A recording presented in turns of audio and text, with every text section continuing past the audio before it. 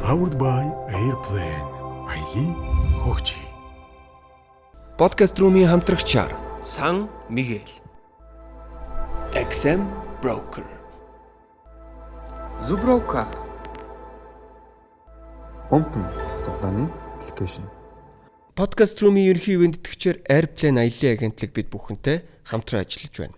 12 дугаар сарын 15-наас эхлээд Вьетнамын Phuoc болон Натран гэсэн хотуудын аялал маань эхлэж байгаа. Та бүхэнд төлбөрийн уяатан нөхцөлийг санал болгож байна. Энэ юу вэ гэхээр та бүхэн 500 мянган төгрөгийг байршуулад өөрийн суудлаа баталгаажуулах боломжтой болж байгаа. Та бүхэн 72 42 гэсэн утсанд хандаж мэдээлэл авах боломжтой байгаа. Аялыг хөгжөө.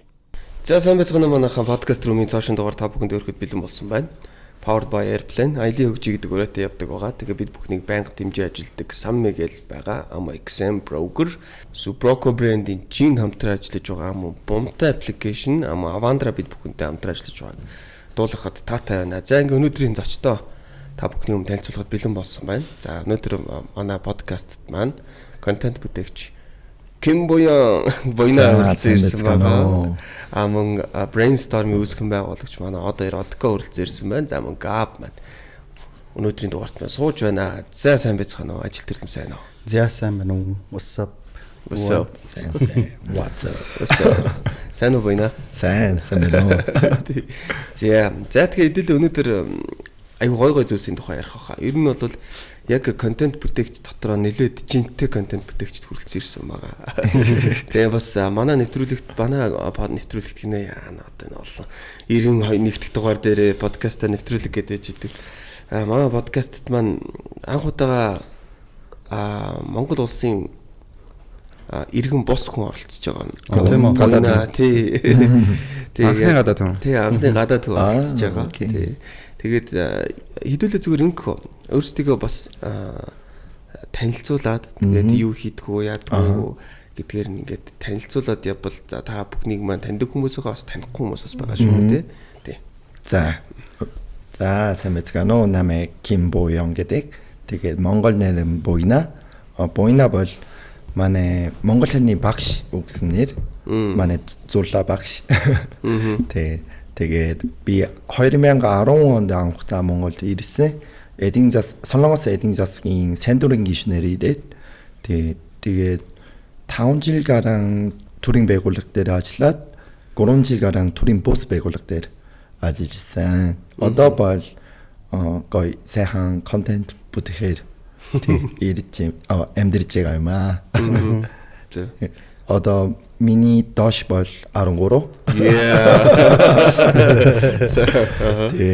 Тэгээд гэр бүлээрээ амьдарч байгаа. Гэр бүлээр амьдарч байгаа. Тийм. За баярлалаа. Монгол их нэртэйсэн үү те? Солонгос их нэртэй. Тийм аа. Тэгээ Монгол танилцсан. Тийм шүү дээ. Солонгос гэснээр 2 хүүхэдтэй тий? Тий 2 хүүхэд. Хүү охин. Охин, 2 охин. Тийм. Окей. Odko. За Gab Санжаа хоёрыг бол ер нь эртнээс мэдж байгаа. Арай л эртнээс ухаад арай л эртнээс жоохон байхасаа ер нь нөгөө ажил хийдэг болсон үеэсээ эхлээл ер нь тэгэл янз бүрийн контент креаторууд, контент хийдэг, камер барьж байгаа. Ер нь маркетингийн салбарт нэлээд олон жил ажилласан. Одоо баг 20 жил 20 болж байгаа юм уу та мэдгүй амар хөгшин санагдсан тий. Тэгэд ер нь багасаа маркетингийн салбарт байсан болохоор ер нь одоо яг контент хийдэг хүмүүс, реклам бацдаг гэсэн хүмүүсийг бүгднтэй л хамтарч ажиллаж исэн. Тэгээд миний хувьд гэх юм бол Brainstorm гэдэг брендингийн маркетингийн компанид 13 онд ер нь 12 13 онд үүсгэн байгуулад тэгээд одоо маркетинг брендингийн чиглэлээр үйл ажиллагаа явуулж байна. Тэгэд та хоёртой бол би Апууд ахтай танилцж байсан баха. Апугийн маркетингийн албаны дарга Pivne маркетингийн албаны дарга байсан баха. Тэгж байгаа танилцчихсан. Надаар л үсээд цэлдэг байсан. Тийм шүү дээ. Бүр өмнө юм байна шүү дээ. Тийм байна. Odko англиний багш ахтай хорооллын сөүлд ордог гэсэн. Би сөүлд авах төсцдөг хад надаар үсээд цэлдэг байсан. Тийм биш үү. Тэгээд дараа нь cross тий. Тийм дараа нь тэгээд би cross ажилладаг гэсэн. Odko тэр үед чи манай англи хэлний сургалтанд яваарэ гэдэг. Тэгэхэд танилцчихсан шүү дээ. Тийм. 20 жилийн өмнө шүү дээ. Тийм ээ. 20 хэдэн жил. Тагарч одоо ямар хөгшөө. Одоо хөгшөө.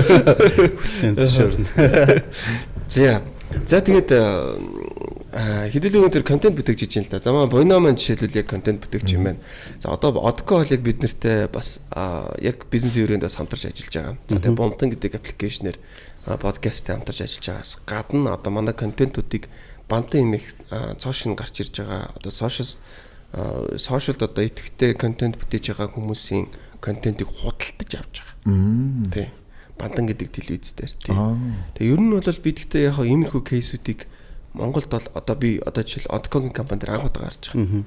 Ер нь бол сошиал одоо контент бүтээгчдийн контентуудыг худалдаж авч байгаа телевизүүд ер нь байдаггүй хаа. Тэгээ яг бүр яг юм бодит мөнгөөр нь худалдаж авч байгаа. Тэгээд манайхтай болохоор одоо манай бидний одоо сууж байгаа подкастыг за дээр нэ бидний аялын влогийг тэгээ манай одоо basketball Kardashians гэдээ бас саксны контентыг бас авч байгаа. Тэгэхээр Буйнатай хамтарч ажиллаж болохоор юм шиг санагдав. Тийм. Гэтэ Буйнагийн платформ нь илүү юу байх те босоо форматтай байх те. Тэгэхээр нөгөө бид нар босоо форматыг бас шилжүүлэх тал дээр ярилцж байгаа. Одоо Facebook болон Instagram дээр оруулж байгаа юм босоо reel болон видеонуудыг яаж оруулах вэ? Хоёр талд нь юу гарах вэ гэдгээр нь тийм. Ер нь бол зүгээр товчхондоо сая хэлэхэд бол Бантан гэд нэг юм телевиз саяхан 9 сард нээлттэйсэн. Тэгээд ChatGPT-гээс асууж үзье. Яг дэлхийд ийм форматтай тэгээд ийм телевиз байдгүй сошиалын ингээд тэгсэн чи ерөөсөө анхных нь юм шиг байлээ. Харин контент креаторудаас одоо жишээлх юм бол MrBeast Amazon-тай хамтарч ажиллангуудаа Amazon Prime дээр зөвхөн тэн дээр л гарах нь YouTube дээр гарахгүй контент хийжсэн тохиолдлууд байдаг. Харин 100% YouTube дээр байгаа контентуудыг буцааж уламжлалт медиа руу буюу уламжлалт телевиз рүү шилжүүлээд цацдаг одоо тийм юу байхгүй одоо телевиз дэлхий дээр байхгүй юм билэ. Тэгээд гадны бас яг юм телевизийн салбарын хүмүүс яхад Монголд наад модельч нь ажиллаж ивэл гадаадд наатахаа шууд туршаад үзээч гэдэл тэгжсэн. Тэгээд одоогийн байдлаар бол манай энэ формат нэлээд ажиггүй ажиллаад явж байна. Байгууллагуудтай бид нар одоо та хэдийн ингээд рекламынх нь яг л телевизтэй адилхан дундуур нь рекламны пауз аваад тэгэл дундуур нь реклам цацдаг. Гэхдээ Монголын хамгийн их үзэлттэй байгаа контент креаторуудтай тэгэл хамтарч ажиллаад тэгэл танаах байна, тэгэл түшиг байна, арт гэр байна гэл ер нь тэгэл одоо нөгөө ямар насных гих нь хамаагүй яг холион бантгийн утгаад холцсон болохоор бантан гэдэг нэртэй байхгүй. Буйна бантан дуртай. Бантан банштэй шүү. Үгүй. Бантан шарцны маргаж иддэг бол. Гурилтай шүү одоо нэг юм тийм. Би шүрэн цуян хуушуур иддэг болол. Баг мартчих. Буйна ч одоо үйл болол уун. Буйна YouTube channel байгаа юу? YouTube суух бол найсан дээ. Харин ерөн солонгос хэлээр явуулдаг YouTube channel байгаа. Тэгээд монгол суух бол 9 сард тийм нэгэд жоохон одоо нэг бичлэг тавьсан тийм. Нэг л одоо дөнгөж хэлж байгаа юм тий. Одоо хэлж байгаа. Яг контент бүтээгч гэдэг энэ категорид орохын тулд ялцчгүй YouTube дээр байх хэрэгтэй болчиход байгаа юм л тий. Тэгэхээр яг YouTube руу ороорой Буйна. Хэрвээ магадгүй зүгээр монгол хүн шиг ярьж юм л да одоо хэрглэж байгаа өгнүүд мөнгнүүд нь дөрөвнөөс хойш ингэ байж байгаа. Яг монгол хүн шиг байгаа. Мэлцөг. Тэгэхээр айгүй сонирхолтой байна шүү. Буйна миний бодлоор тий. Окей. За байж би надад нэг асуулт байна заяа. За. Би сая юу ихлэхээс подкаст ихлэхээс өмнө Буйнаас асуулаа л да. Буйна одоо юун дээр аль бизнесний гоншин дээр ч одоо юу гэж хэлэх вэ гэсэн чи контент бүтээгч гэдэг ч байгаа байхгүй. Тэгсэн чи уул нь бол контент бүтээгчээр ирээгөө. Тэгснэ контент бүтээгч болцсон. Тийм шүү. Тий. Яаж явж байгаа контент бүтээгч болчих вэ? Би угаасаа контент бүтээгч болмоор байсан. Багасаа. Тэгээд миний нас одоо 38 дэх шүү дээ. Харин тэр үе дижитал камера гэдэг нь айгу ховор байсан. Харин тэр үеэс би хэрэглээд хэрэгдэг байсан байхгүй. Тэгээд зарим real mic-ийн бичлэг авдаг байсан. Харин цацаг тийм сууг байгаагүй. Тийм. Тэгээд боли гэж бодсон чи. Тийм. Одоо бол амархан чаддаг тийм үе болсон байхгүй. Тэгээд би хамгийн сүүлд Японд бизнес консультантаар ажилладаг байсан. Харин өнгөрсөн жил тийм байсан юм чинь би ийм бизнес талаар хийхээс илүү өөрөө жон контент бүтээх дуртай байна гэж бодоод тэгээд хийж үзсэн чинь айгу их хүмүүс үзэж үгсэн. Тэгээд одоо жоо хийж үзэхээр бэлэн болсон биш үү гэж бодоод тий одоо зөвхөн бичлэг биш ном ч юм уу тий ном бас бичиж байгаа. Тэгээ ерөнхийдөө би миний бодлоор контент бүтээгч гэвэл зөвхөн бичлэг биш уншиг зүйл буюу сонсох зүйл бас тийм байгаа гэж бодож байгаа болохоор цаашдаа контент бүтээгчээр амдэрмээр байна гэж бодож байна. Тийм. Одоо ер нь бол 100% контент креаторээр амьдарч байгаа. Тийм биш. Хажуугаар нөр ажиллаж байгаа. Хажуугаар нь төсөл мөсөл байгаа. Тийм. Тэгээд контент бол зөвхөн миний бодлоор үнцэнтэй байх хэрэгтэй гэж бодож байгаа байхгүй юу? Харин зарим үнцэнтэй зүйл нь яг л мөнгөний төлд биш. Төрийн бус байгууллагын ажил шиг болдог ажил бас байгаа болохоор мөнгөний юу яаж хэлэх вэ? Одоо бизнес өөрийн бизнес бас байгаа. Хувийн бизнес тийм. Яг зөв. Одоо тэнгууд одкогийн үзчихлэл одоо яг контентын салбарт бас айгүй одчлаа. Одоо стил байсаар л тий. Тэнгүүд одоо яг нэг зарим нэг контентууд мөнгөний төлөө бус байх хэрэгтэй гэж сая хэлж штеп. Энд дээр санал хэлэх бай. Үгүй яг тэгээд өөрийнхөө дуртай яг бодож ивэл тэгээд гэхдээ ингээд би одоо дэлхийн хамгийн лаглаг контент креаторуудыг хараад явж байхад дундуугараа за энэний зар энэний юу гэж оруулагч ингээд сайн контент хийхин тулд заавал тодорхой хэмжээний мөнгө олж иж. Одоо чи юугаа хайж чадахгүй шүү дээ. Тийм шүү дээ. Хажуугаар нь ажил хийх хайж чадахгүй шүү дээ. Тэгэхээр чин чи яг гоё контент хийхин тулд тэнд тодорхой хэмжээний мөнгө хэрэгтэй болчихж байгаа байхгүй үргэлж хэрэгтэй болчихж байгаа. Дээр нь бас хоол ундаа идэх хэрэгтэй болчихж байгаа. Тэгэхээр цаатлын ажиллаа яг уу контентээ яг уу гэдгээ тэгхэн гут яг ивент тэтгэгч ч юм уу эсвэл яг тодорхой хэмжээний мөнгөн бенефит одоо дэмжлэг орж ирж ээж ер нь миний бодлоор сайн контентууд гаргах байх. Гэхдээ энэ нь мөнгө аваад өөрийнхөө үзэл бодлыг худалдаж байгаа гэдэг биш.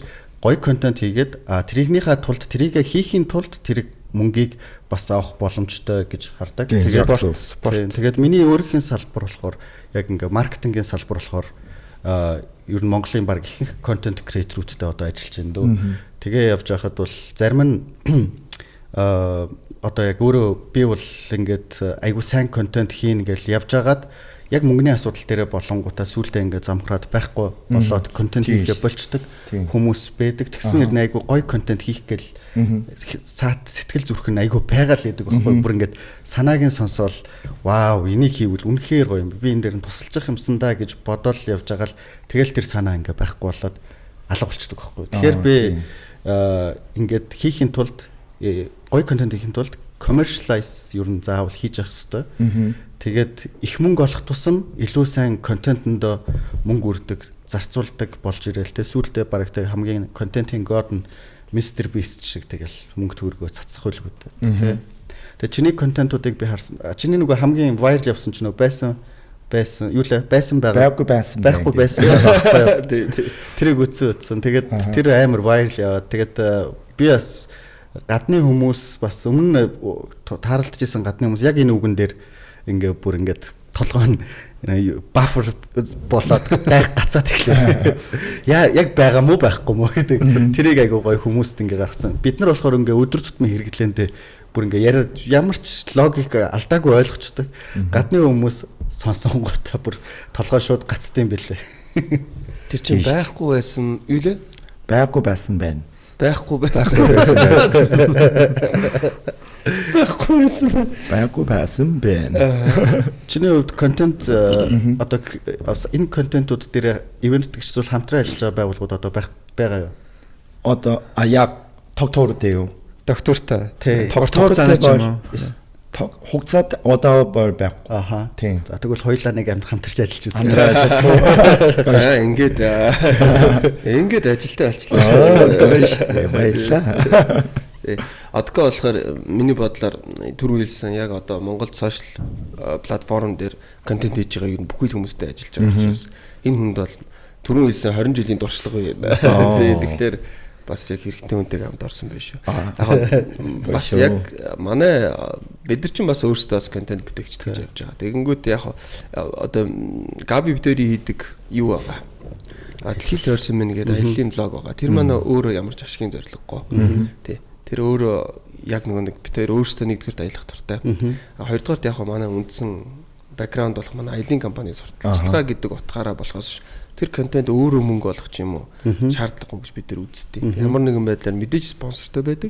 Тэр өөрөө одоо бид нар жишээлбэл сая Everest Base Camp руу явхад энэ өөрөө асар өндөр зардалтай байхгүй. Зүгээр л энэ зардлаа л олоход болоо. Тэ? Тэгээ ингээд хичнээн их спонсор орж ирдэн тэр мөнгийг дандаа сайжруулалт руугаа л хийн тэ. Тэр жишээлбэл тийм нэг одоо 10 төгрөг олцоод 8-аар нэгээд 2-ыг нь ашиг болгох чи гэж бид боддгоо.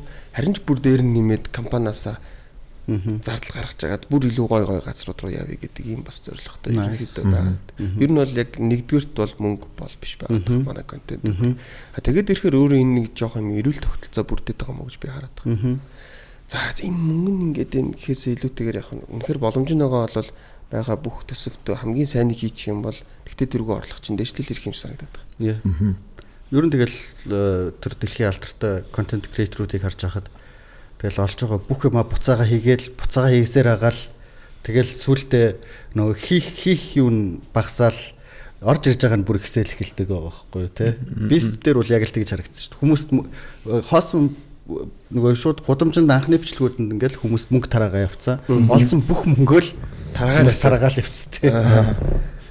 Podcast room-ийн хамтрагчаар XM Broker бид бүхэнтэй хамтран ажилладаг үлээ. Тэгэхээр за XM Broker-ийн харилцагчид маань за найзуудыгаа ураад нэмэлт орлого олох боломжтой болж байгаа юм аа. Ингээд та бүхэн за амжилттай урьсан найз бүрээсээ $40 урамшууллыг авах боломжтой. За энэ бол ер нь хязгааргүй штэ. За тэгэхээр та яг одоо тантай адилхан ижил сонирхолтой найзуудыгаа ураад үзэх үү.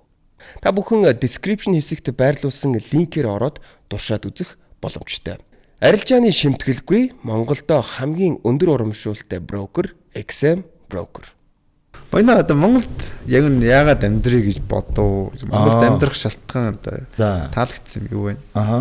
Би зөндөө зүйл таалагдж байгаа шүү дээ. Нөгөө хамгийн гол нь одоо би Японд бас 10 жилээр амьдарч байсан байхгүй юу? Тэгсэн чинь жижиг сажиг зүйлийн талаар бол сайн мэддэг болсон. Анхаарал тавиад сайн ажиллахын талаар сайн сурсан. Харин Монголд ирээд сурж байгаа зүйл нь том зургийг зураад тэрийг замын дагуу алхах талаар сурж байгаа байхгүй юу? Хамгийн гол нь Монгол хүмүүсийн ааш зан ерөнхийдөө кул гэж бодож байгаа. Тэгээд тийм жижиг сажиг зүйлийн талаар биш. Тэндээс илүү том зургийг хараад амьдрэж байгаа юм шиг санагдсан. Тэрийг жоохон сурахаар тийм амьдрэж байгаа байхгүй юу? Тийм. Ингийн амьдрал дээр бас тийм. Тэгээд байгаал бас гоё.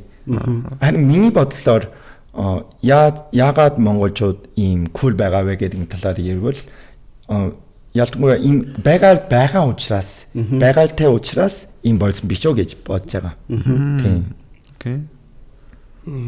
Одоо яг гадны хүний нүдээр монголчууд ингэ хөндлөнгөөс харахаар монголчуудын амьдралын чанар юу хэр байна вэ? Чанар уу? Миний бодлоор энэ хотын амьдрал гэвэл тийм сайн биш гэж санагддаг. Яг гэвэл би угаасаа Соулд байсан, Токиод байсан, одоо Улаанбаатарт байгаа. Харин ер нь хотын амьдрал гэвэл тийм сайн биш. Ер нь тийм аль улс ч гэсэн хамаагүй. Харин Монгол Улаанбаатар орхон газарт мэдээж гоё үзэсгэлэнтэй байгаалтай. Тийм болохоор 7 сарын 1 удаа ч юм уу хагасан бүтэн сан ч юм уу хөдөөрөө сайн явдаг хүмүүс байгаа биз дээ. Тэр хүмүүс бол айгуу сайхан амьдрал явдаг байгаа юм биш үү гэж бодож байгаа. Тийм. Хүн бол байгальтай жоохон ойролцоо амьдрах хэрэгтэй гэж бодож байна. Яг үнэ. Тийм. Би нэг подкаст эхлэхийн өмнө бид яриад байжсэн чи тэгсэн л дээ. Монголчууд ч юм болохоор нэг Монголд мөнгө олж чадахгүй мөнгө байхгүй болохоор Солонгос яваад байдаг. Тэгсэн чинь буйна дөрөнд тэгж байна. Би ингээд Монголд байжгаад Япон яваад тэгсэн чинь мөнгөгүй болоод тэгээд буцаад Монголд ирэхээр гараад тэгэнгүүт яг буйнах юм дэм эсэргээр байгаад байгаа байхгүй тий.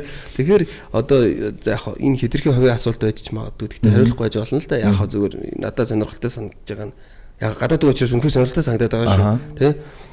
Монголчууд бол тэр гадагшаа гарааддаг. Буйна болохоор Монголд ирэх юм бол санхүү сайжрах гэдэг тий. Тэгэхээр Монголд бас яалтчгүй уг нь бол сайн зохицуулж чадвал Монголд санхүүгээ гадаад хүний хувьд одоо сайн байх боломж хэрэг байгаа юм санагдаж байна. Миний бодлоор одоо Монгол бол сайн хөгжиж байгаа орн байхгүй юу? Солонгос буюу Япон бол одоо ч гэсэн хөгжиж байгаа харин тийм өсөлтийн хувь энэ жоохон багасж байгаа орнууд. Тэгээд хамгийн гол нь Монголд олон бизнес боломж байдаг. Тийм. Тэр харин яг одоо хөрөнгө оруулалт хийвэл эргээд шууд орон гэсэн биш юм чинь риск жоохон байгаа юм чинь тийм хувь өндөр яг ашиг тийм ашиг байгаа гэж бодож байна. Тийм болохоор их солонгосчууд ч юм уу японочууд ч юм уу гадаад хүмүүс Монголын зах зээлийн талаар их сонирхож байгаа гэж бодож байна. Тийм. Тийм болохоор миний бодлоор тийм боломжийг сайн харах хэрэгтэй гэж бодож байна. Нэг өсөндөө бас Монголд өрсөлдөхэд жоохон амархан уу? Бид хоёроос хоёулангаас нь асууя. Яа. Миний хувьд бол тэгин гिचүүд чинь гадагшаа явал ямар мяга мэдрээд идэв штэ.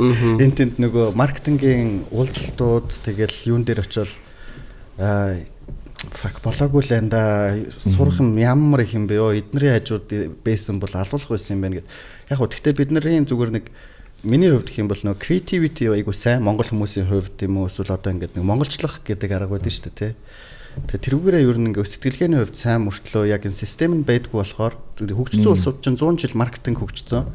Брендинг 100 жил хөгжсөн байдаг. Монголд хөгжөөд нэг 20 жил юм уу 10 хэдэн жил болж байгаа. Тэгээ биднэрт сурах юм амар их байдаг. Тэгээ өрсөлдөөн тэнд бол нэлээд их байдаг, үздэг. Тэгээ том компаниуд, том фирмүүд байдаг. Манайд чинь бол жижигхэн. Тэгээд ер нь бол тим гэдгээ ер нь гадаадад явахаар мэдэрдэг. Тэгээ Монголд ирээд харахаар манай салбарыг хөгжүүлэх боломж бүр өшөө их байгаа юм шиг.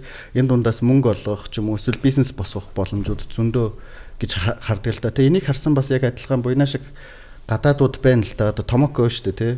Зүгийн балыг бол одоо ингээд бацчихж байгаа байхгүй. Нэг Япон хүн ирэнгуудаа Монголын сэлэнгийн зүгийн бал гэж бацчихж байгаа байхгүй. Тэгээ бид нар Томокотой бас хамтарч ажиллаад одоо нэг Сапакла маркетинг брендинг дээр нь ажиллаж исэн байхгүй. Тэгээд бас Томокогийн яриаг ингээд сонсоход бас яг адилхан л сонсогдож байна. Ялангуяа Солонгос буюу Японд байж ивэл өрсөлдөөн ихтэй нэг ажил олгохын тулд жишээлбэл TOEIC ч юм уу одоо их сургуулийн сурсан зүйл ямар сайн байсан бэ? Grade A юм уу B юм уу? Тэр тийм тамцэн шиг дайн шиг болж байгаа ажил олохын тулд.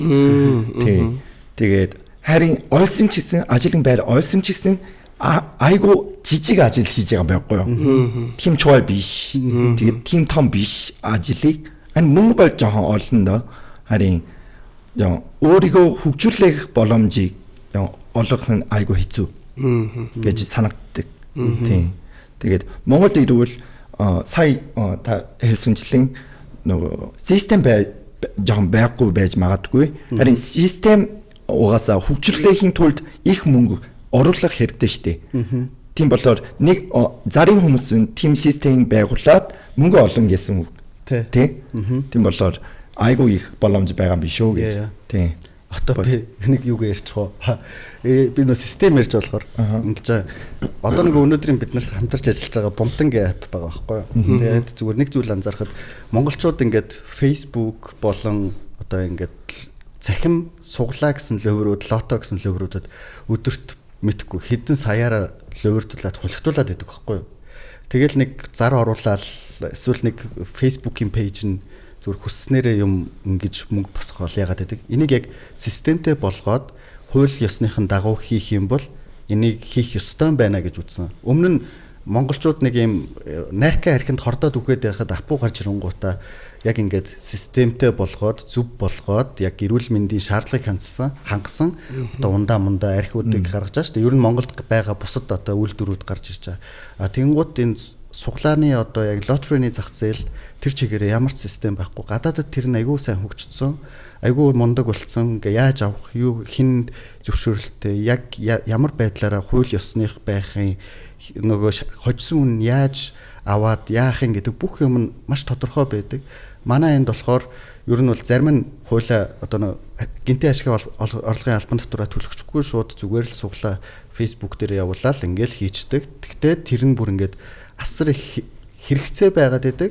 Тэгтээ яг ингэж авах үйлчлэгээ байхгүй. Тийм учраас одоо энэ манай энэ гаргаж байгаа энэ Bumtan гэдэг апп гарах санаа ер нь анх гараад тэгээд тэгээ энийг яг системдээ оруулах юм бол угаасаа legit бизнес одоо хууль ёсны дагуу бизнес одоо хүмүүс бодоод байдаг байхгүй суглаа гингут цаанаасаа нэг лөөр юм шиг скам юм шиг бодогдоод тэгээ бидний гаргаж байгаа энэ суглаа болохоор жишээлх юм бол гаргаж байгаа одоо апп-ын дотор байгаа суглаан дотор сарын 5 сая төгрөгийг 10 жилийн турш хүнд өгнө гэдэг тэгж байгаа байхгүй цалинтай Монгол гэдэг нэртэй суглаа байхгүй сар болгон гээ юу ч хийхгүй ажиллаа хийж болно л да ажлынхаа хажуугаар дансрууч нь 5 сая төгрөг сар болгон ордог 10 жилийн турш гэхээр анх сонссон хүмүүс шууд хитэн 3-нд тий анх сонссон хүнд бол энэ шууд скам шиг сонсогч яагаад гэвэл зөндөө скамд болсон хүмүүс аахгүй тэгээ бид нар энийг яг бүр ингээд сангийн яамны зөвшөөрлөлтөө за тэгээд бид нар томоохон банктай хамтраад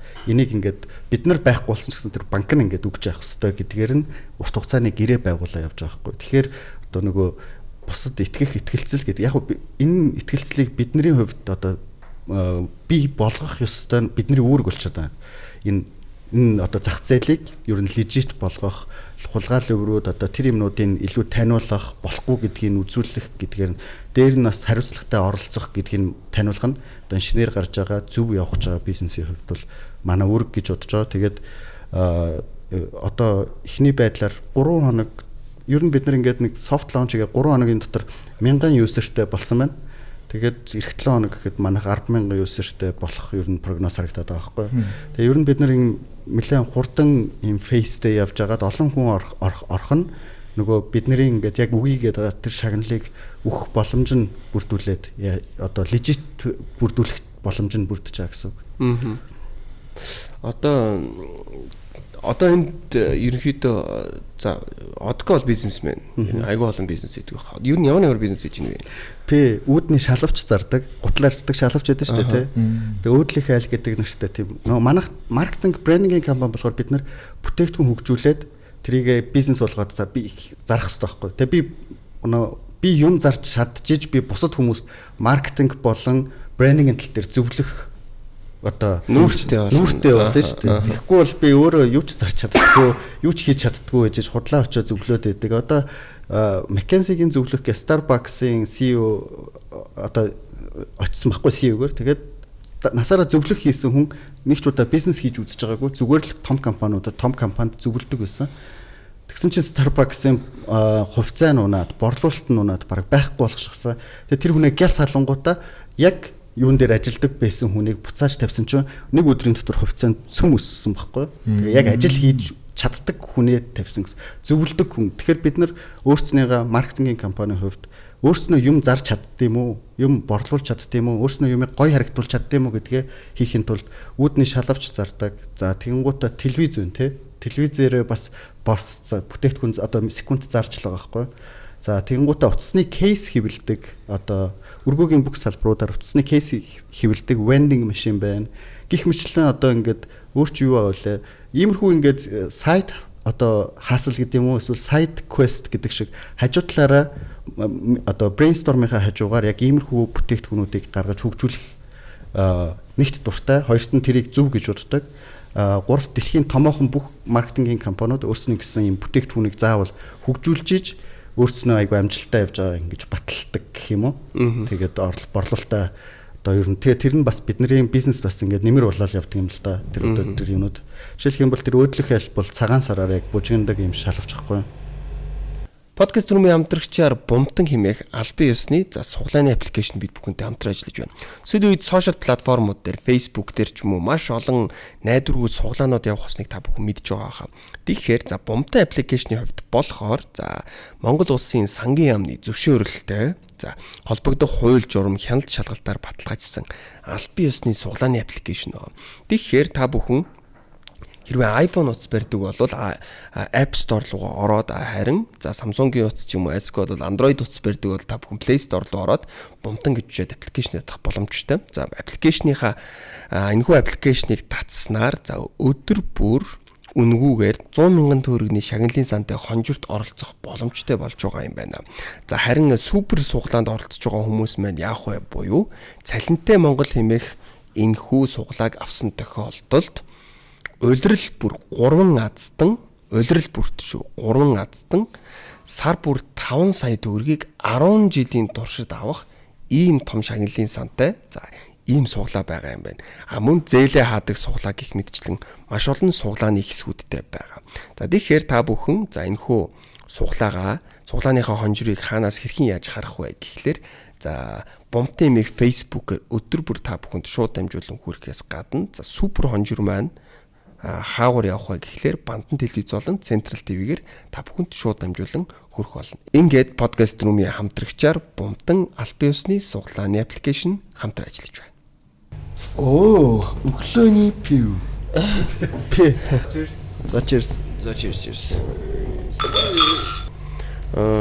Баяна ер нь одоо бол яг юуг бол яг бизнес гэж үзэхгүй л хэл та контент креаторыг те. Арай хасал талдаа юу?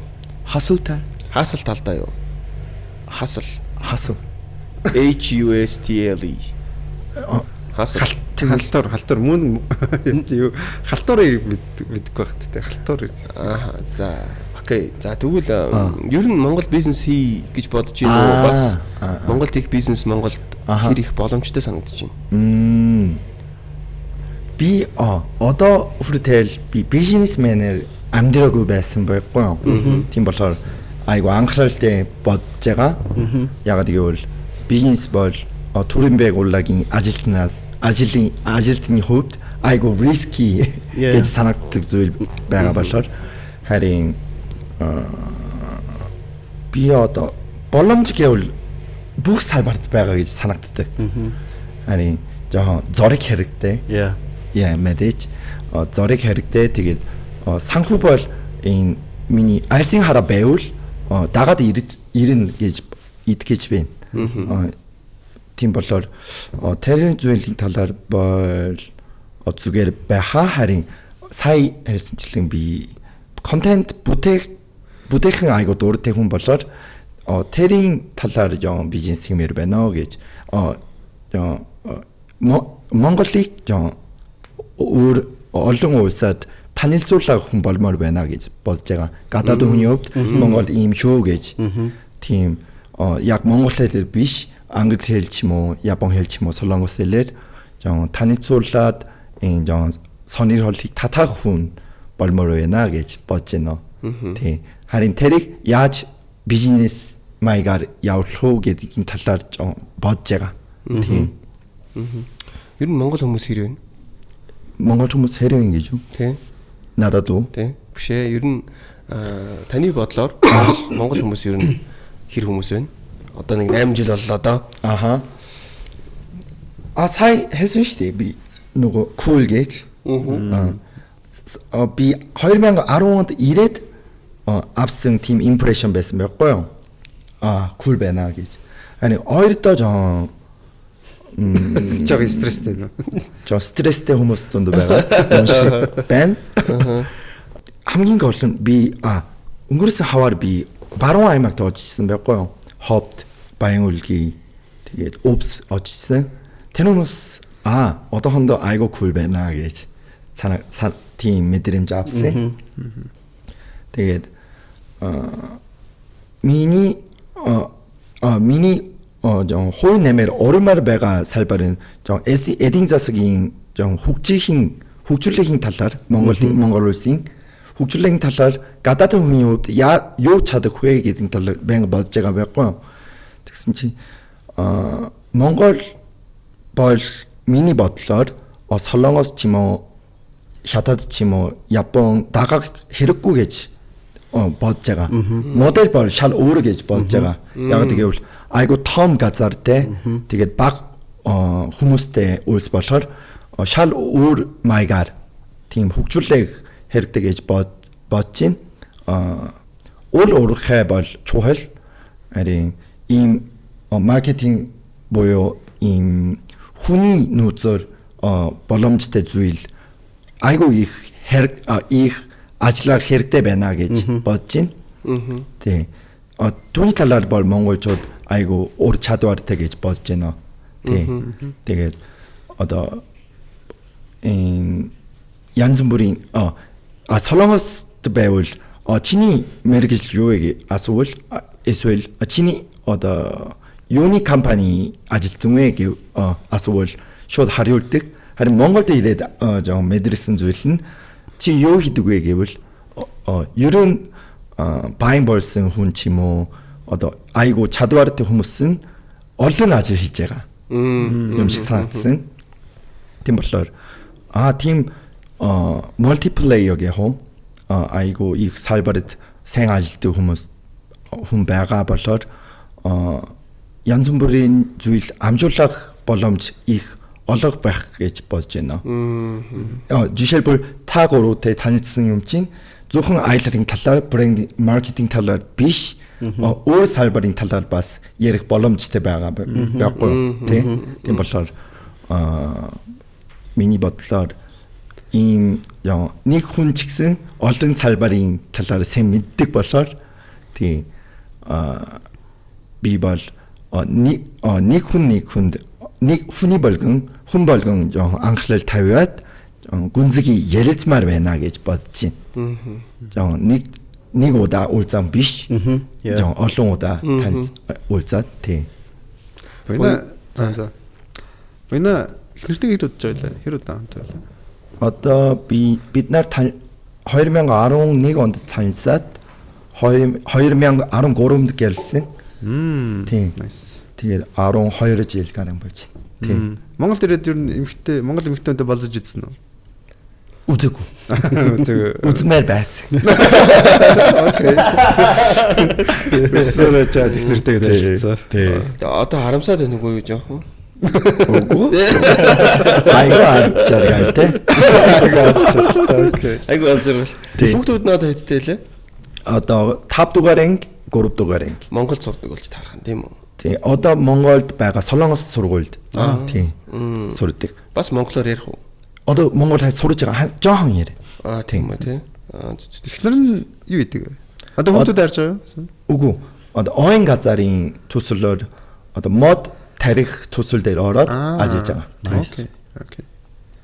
Түрүүний нэг бойногэрэн дээр би юм анзаарлаа л да. Одоо нэг жоохон одоо түрүүний яг бойногийн ярьснаар бол баян хүмүүс гэдэг. Айгу олон юм игээд байна гэдэг. Буюу одоо нэг мэрэгшээгүй байх юм уу тийм монголчууд. Ер нь нэг юм хит мэрэгшээгүй байгаад нэг зүйлдээ ингээд фокуслохгүй маш олон төрлийн юм хийгээд яваад байгаа нь энэ ер нь зөв юм уу манайхаа. Харин тий. За одоо тэгээд би одоо олон юм хийж байгаа болохоор яг хоо бид нар хүний яг түрүү хэлсэн шиг хүний нөөц багтаа болсон байхгүй юу. Тэгээд олон юм хийхгүй бол бид нар нэг юм хийгээд амьдрахад бас орлого борлуулалт ч гэсэн жоохон хэцүү. Тэгээ бид нар ер нь мультитаскинг угаасаа монголчууд мультитаскинг хүмүүс цаанаасаа тим хүмүүс байсан. Бүх юм л өөрөө хийдэг. Одоо тэгээд та манай дээд үеийнхаас бүр ингээ яах юм бол баг машинч засчдаг байсан шүү дээ. Тэгээ механик чи одоо бид нар байхгүй болсон болохоос аав ээжид нар бол зүгээр машин шинийг бол засчдаг л тим үе байсан шүү дээ. Тэгээд чадахгүй юм байхгүй. Тийм чадахгүй юм байхгүйсэн. Тэгээд бас тэр тал нь бидний бас нэг давуу тал юм болов уу гэж би боддیں۔ Ер нь ямар ч түр юм бас хэлсэн ямар ч сэдвэр бас ярьчвал ярьчин тэгээд хийвэл хийчин. Одоо миний хувьд гэх юм бол яг маркетингийн салбараа л ер нь бас илүү хийж байгаа юм л да. Олон юм хийж байгаа ч гэсэн яг маркетинг яг яаж перфект болох уу, яаж зөв хийх үү, ингэх үү гэж байна. Гэхдээ одоо өөр одоо амьдралын шаардлага ч юм уу эсвэл өөр юм хоббигоор яг ажлыг гэх юм бол би бас өөр юм чимээр байна. Одоо би бүр одоо манай анхаа штэ тэр нөгөө централ телевизийн анхаа цаадах ч одоо ингээд гоё DJ гээд байгаа байхгүй. Телевизийн захирал хийж байгаа л хөтлөгч хийж байгаа л одоо DJ болцсон. Хамгийн амар hot DJ нь болсон ч шиг. Тэ. Диско. Тэ. Тэгэд түрүүн бас Буйнагийн бас анзаарсан зүйл бас айгуу сонирхолтой гэх юм уу. Ер нь манайд өөрснөө айгуу баг анзаардаг л арт түмэн. Яг тэгвэл бид нар яг ингээд энэ тогоон дотор л байж идэг байсан. Тэгээ сая physical age-аар гадныхан бид нарыг яаж анзаарч бидний зүгээр байдаг зүйлийг амар сүртэй болгоол амар мундаг юм шиг манайхан ингээд банк тэр хүмүүсээ ингээд ийм байгаар нараас сурцсан байсан чи гадныхан пүф гэл толгооны ягаал тэгэл манайд мундаглаа. Тэгтээ бид нар тэр хүмүүсийг ингээд бусад зүйлүүдээр ингээд харж яадаг өмнө байдаг байсан хүмүүс шүү дээ. Тэгээ гадны хүмүүс бидний энэ хараагүй өнцгүүдийг аягүй сайн ажиглаж чадсан юм байна. Тэгээ бид нар бас тэргүүрээ ялгаатай юм байна гэдгийг сая physical age-аас бас анзаарсан. Тэгээ саяны чиний хэлж байгаа ч гэсэн ер нь тийм тэдний хэлж байгаа шиг бид нарыг ингээд гаднаас нь яг тогоон дотных нь гаднаас яг харж байгаа тэр ажиглалтай л да. Аа. Яг тийм тий. Над ч юм бол бас яг тийм шүү. Тий надад болохоор би бас нэг юм санагдав. Бид нар бол ингээд би бол яг аялал жуулчлалын салбарт ажилладаг хүмүүс бит хоёр тий. Өөрсдөө айгүй гадагш явдаг яг жуулчин болоод явдаг. Тэгэнгүүт юу гэдэм байгаа гадны хүмүүс Монгол хүмүүстэй харилцаж байгаа харьцаа нь мэдээж өөр байгаа. Яг тэгвэл би Таиланд очиод Таиланд хүний нүдээр өөрийгөө харж үзээгүй учраас яг тэрэн шиг одоо Буйнаг Монголд анх явж байхад Буйнаа бол жуулчин байгаа шүү дээ. Монголчуудын харилцаж байгаа харилцаа ямар санагдаж ирсэн бэ? Харилцаагийн талаар бол би анх ирээд яг солонгос шиг сайн байна уу ингээд үгүй хүмүүс байна гэж сайн байна уу гэж за окей тари гэд тэгээд тийм майга бас тийм удгаараа бас кул гэж бодсон байхгүй юу тэр бол ерөнхийдөө надад давуу талтай гэж санагдсан. Харин сул тал хамгийн энхэндээ болж байгаа сул тал гэж бодож исэн уг нь. Яг гэвэл ингээвэл солонгосчууд дурггүй штэ гэж солонгосчууд Монголд ирээд аялал ирсэн чинь одоо юу хийдэг вэ гэж асуул аялаар ирээд харин гайд Монгол хүний гайд зүгээр цуян нэ гэж зүгээр хариувал солонгос хүмүүс дурггүй солонгосийн хүмүүсийн хүсэж байгаа сервис биш. Солонгос юу идэх вэ? Одоо унда яах вэ? Ингээд дизот яах вэ гэх зөндөө зүйлийг асуух. Харин энэ бол зүгээр онцлог гэж бодож байгаа. Тийм. Онцлог болоор сайн ашиглах хэрэгтэй. Харин сайн ашиглахгүй бол зүгээр жишээлбэл зүгээр солонгос соёлыг дагаад Монгол гайд бас зүгээр солонгос хүн шиг болоод ингээвэл яг тийм хүчлээ биш үү гэж бодож байна. Тэ хамгийн ихэндээ сайн байж магадгүй сайн ойлгох хэрэгтэй байх нь солонгос хүн юм уу гадаад хүн ойлгох хэрэгтэй гэж бодож байна. Харин миний хувьд ийм сайхан онцлогтой болохоор үнийг сайн ашиглахгүй ямар вэ? Ихэнх одоо гадаад хүмүүс монголчуудын талаар айгу хүчтэй тэгээд мускул гэх үү? Тийм хүмүүс гэж ойлгодог байхгүй юу? Тийм болохоор зүгээр байгаагаараа хийвэл ямар вэ гэж бодож байна. Харин жоохон зохицуулах хэсэг нь байгаа л да. Жоохон засах хэсэг тийм. Зохицуулаад тийм эмбол айгу гадаад хүмүүстэй харилцахад жоохон эвгүй юм байна гэж ойлгоод энэ зүйл бол хийхгүй.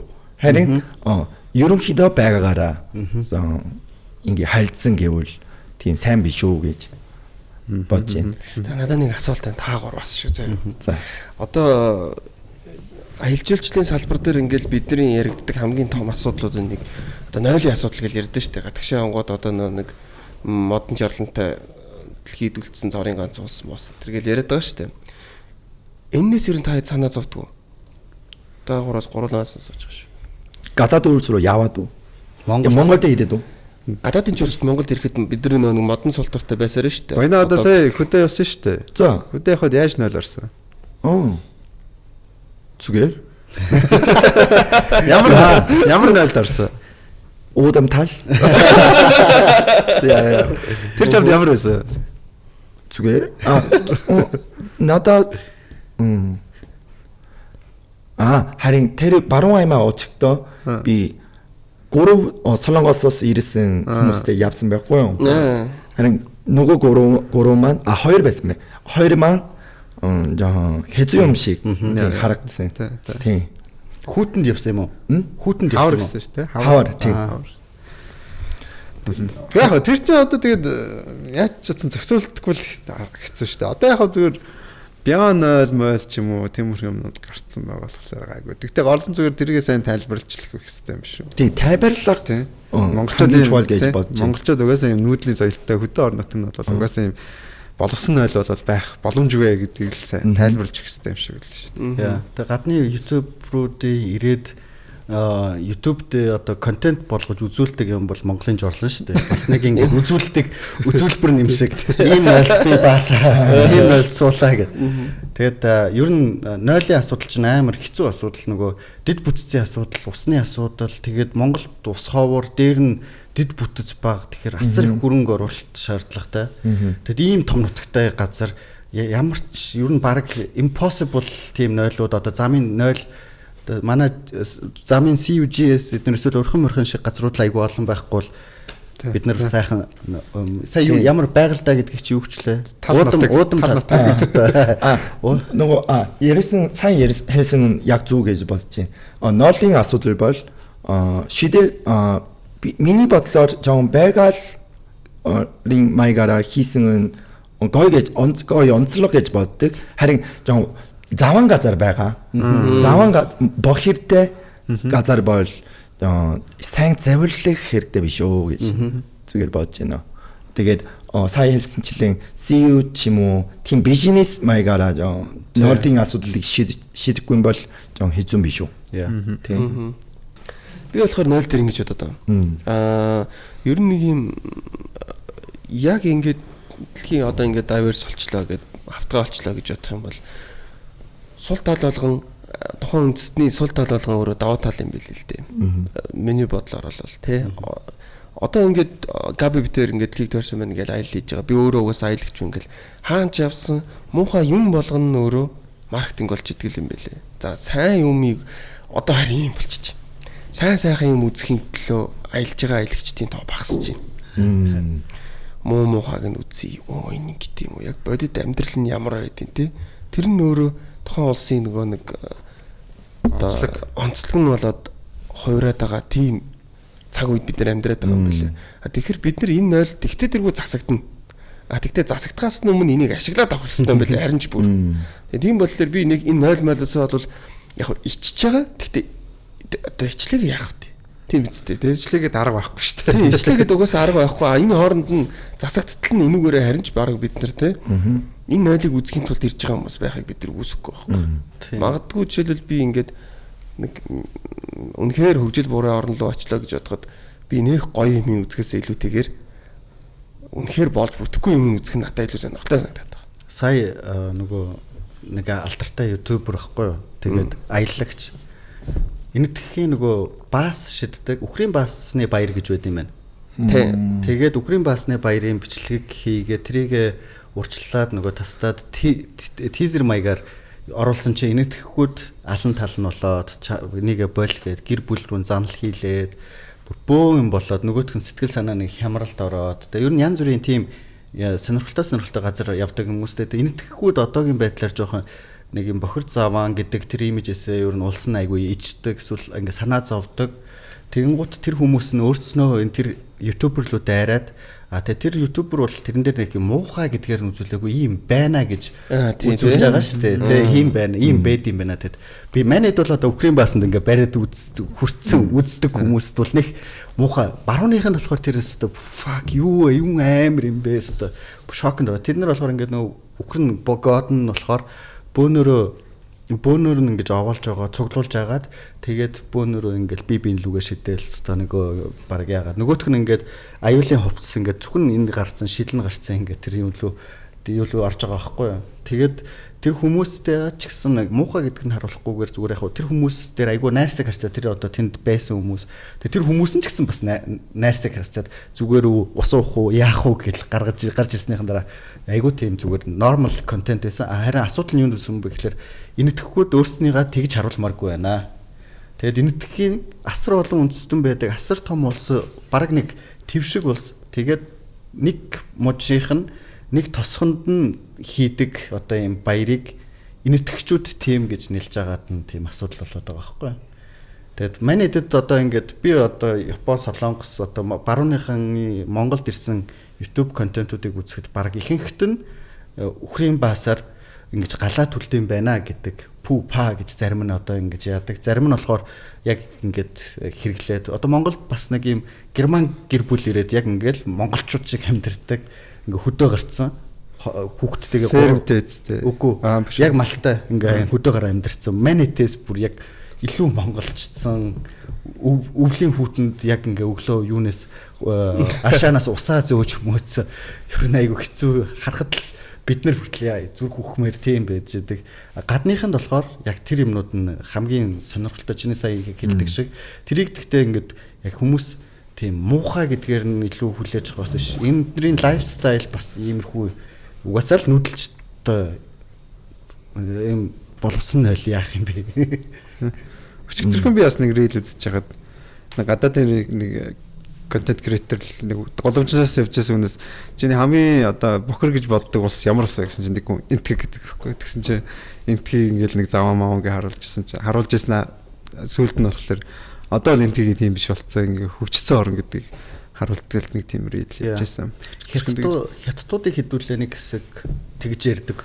Монголчууд хятадыг л заваа муухай гэж ярддаг байсан. Одоо 10 жилийн дотор ребранд 10 нарайш 20 жилийн дотор ребрандинг хийгээд хятадууд л нэг бүдүүлэг энд ингээл аялж явахтаа өстой яадаг байсан. Одоо хятадуудын тэр зан байхгүй болцоо. Тэд нэр ингээд хөгжөөд мөнгөтэй болоод юм үзээд гайгүй болоод эхэлчихэж байгаа хгүй. Нил брэнд болсон ингээл амар хувцснууд өмсдөг байсан шүү дээ. Ингээд нэг юм орооцолцсон Gucci Versace гэж яхдаг аялагч нар явдаг байсан. Одоо тэд нар ингээд гайг болцсон. Тэр нь ингээд хятадууд тэднэрийгээ өөрснөө жоохон орк марк гэдэг байдал руу ороод одоо яа энэтхэг мөнгөтэй болж байгаа эдийн засаг нь хөгжиж байгаа томорч байгаа улс болохоор яг тийм энэтхгүүд гадуур аялагчд айгүй их байдаг болсон л лээ. Гадуур явж харж хахад одоо тэгээд хэдхэн жилийн дараа энэтхэг бол эдийн засаг нь бүүн хийчихэд тэд нар бас гайгүй амар лагл болж байгаа. Одоо тэнгүүд хятадууд ч ингээ хоорондоо ингээ мужаараа ингээ хоорондоо ингээд би Шанхайгийн жишээ нь одоо би баг хятад бишээ би Шанхайг гэж ярьдаг болчиход байгаа байхгүй. Ер нь бол зарим үндсэн хятад одоо тосгоны хятад болоос яг орк хөвөрөл бол байгаа. Яг манай одоо орк хүмүүс шиг. Манай зарим орк хүмүүс шиг яг хөвөрөл байгаа. Зэнгүү зарим одоо Хонконг ч юм уу одоо хятад Шанхай ч юм уу тийм хөгжилтэй орны хятад бол би хятад баг биш би баг зөвхөн Шанхай хүмүүс гэдэг чинь гэж ярьдаг л болцсон л лээ. Тэгэхээр тэр энэтхэг гэсэн дээр Indian stress гэж нэг дэлхийд алтартай зүйл байгаа шүү дээ. Юу юм? Indian stress сонсож байгаа юм шүү дээ. Indian stress гэдэг. За тэгэхээр бас жоохон улс их орнолоо муухай марах гэдэг шиг. Нэг юу би боёноогоос нэг юм асууя. Монголд орж ирээд хамгийн сонин гайхаж ирсэн Монгол соёл юу байсан бэ? Монгол соёл уу? Энэ шүү дээ. Энэ хөлн дээр yes наад чи би бас гадаадд явж байгаа. Яг адилхан жаагүй байхгүй байхгүй. Энэ бол хамгийн онцлог. Тэ кул тэ. Кул. Ер нь гар барихгүй бол тэгэл за үзэх үү. Бараг тий. Яг та бас дам гээл. Би Солонгост бас жоо эвгүй штэ ингээд хөлөө ингээвэл Солонгос хүн бол жоо эвгүй санагддаг ийм момент байгаа байхгүй юу. Харин Япон бол жишээлбэл симас ингээд уучлаарай гэж хэлдэг. Тийм үү. Тэгээд гар барьд юм уу? Гар барьд. Уучлаарай. Харин Солонгос бол жоо тийм хүнд биш байвал юу ч хэлдэггүй. 아니 나다 애고 산악슨 설렁신 서울 байсан. харин Монголд ирээд ингээвэл болно байх гэж бодоод тийм айгуу жоо сонон байсан ч гэсэн надад шинээр авсан гоё соёл гэж бодсон юм аа. Тийм мэдрэмж төрсөн. Энэ юу ханаас гарсан соёлын хэдэн оноос хойш ингэж монголчууд ер нь тийм байсан гэж хэлээ. Минийх байсан. Угаасаа л тэгдэг байсан. Ингээд буцаж ямар тач уучлалтахгүй байдаг. Ингээд асуудал үүсэхгүй тулд гэдэг тийм юу би уншиж ирсэн юм байна.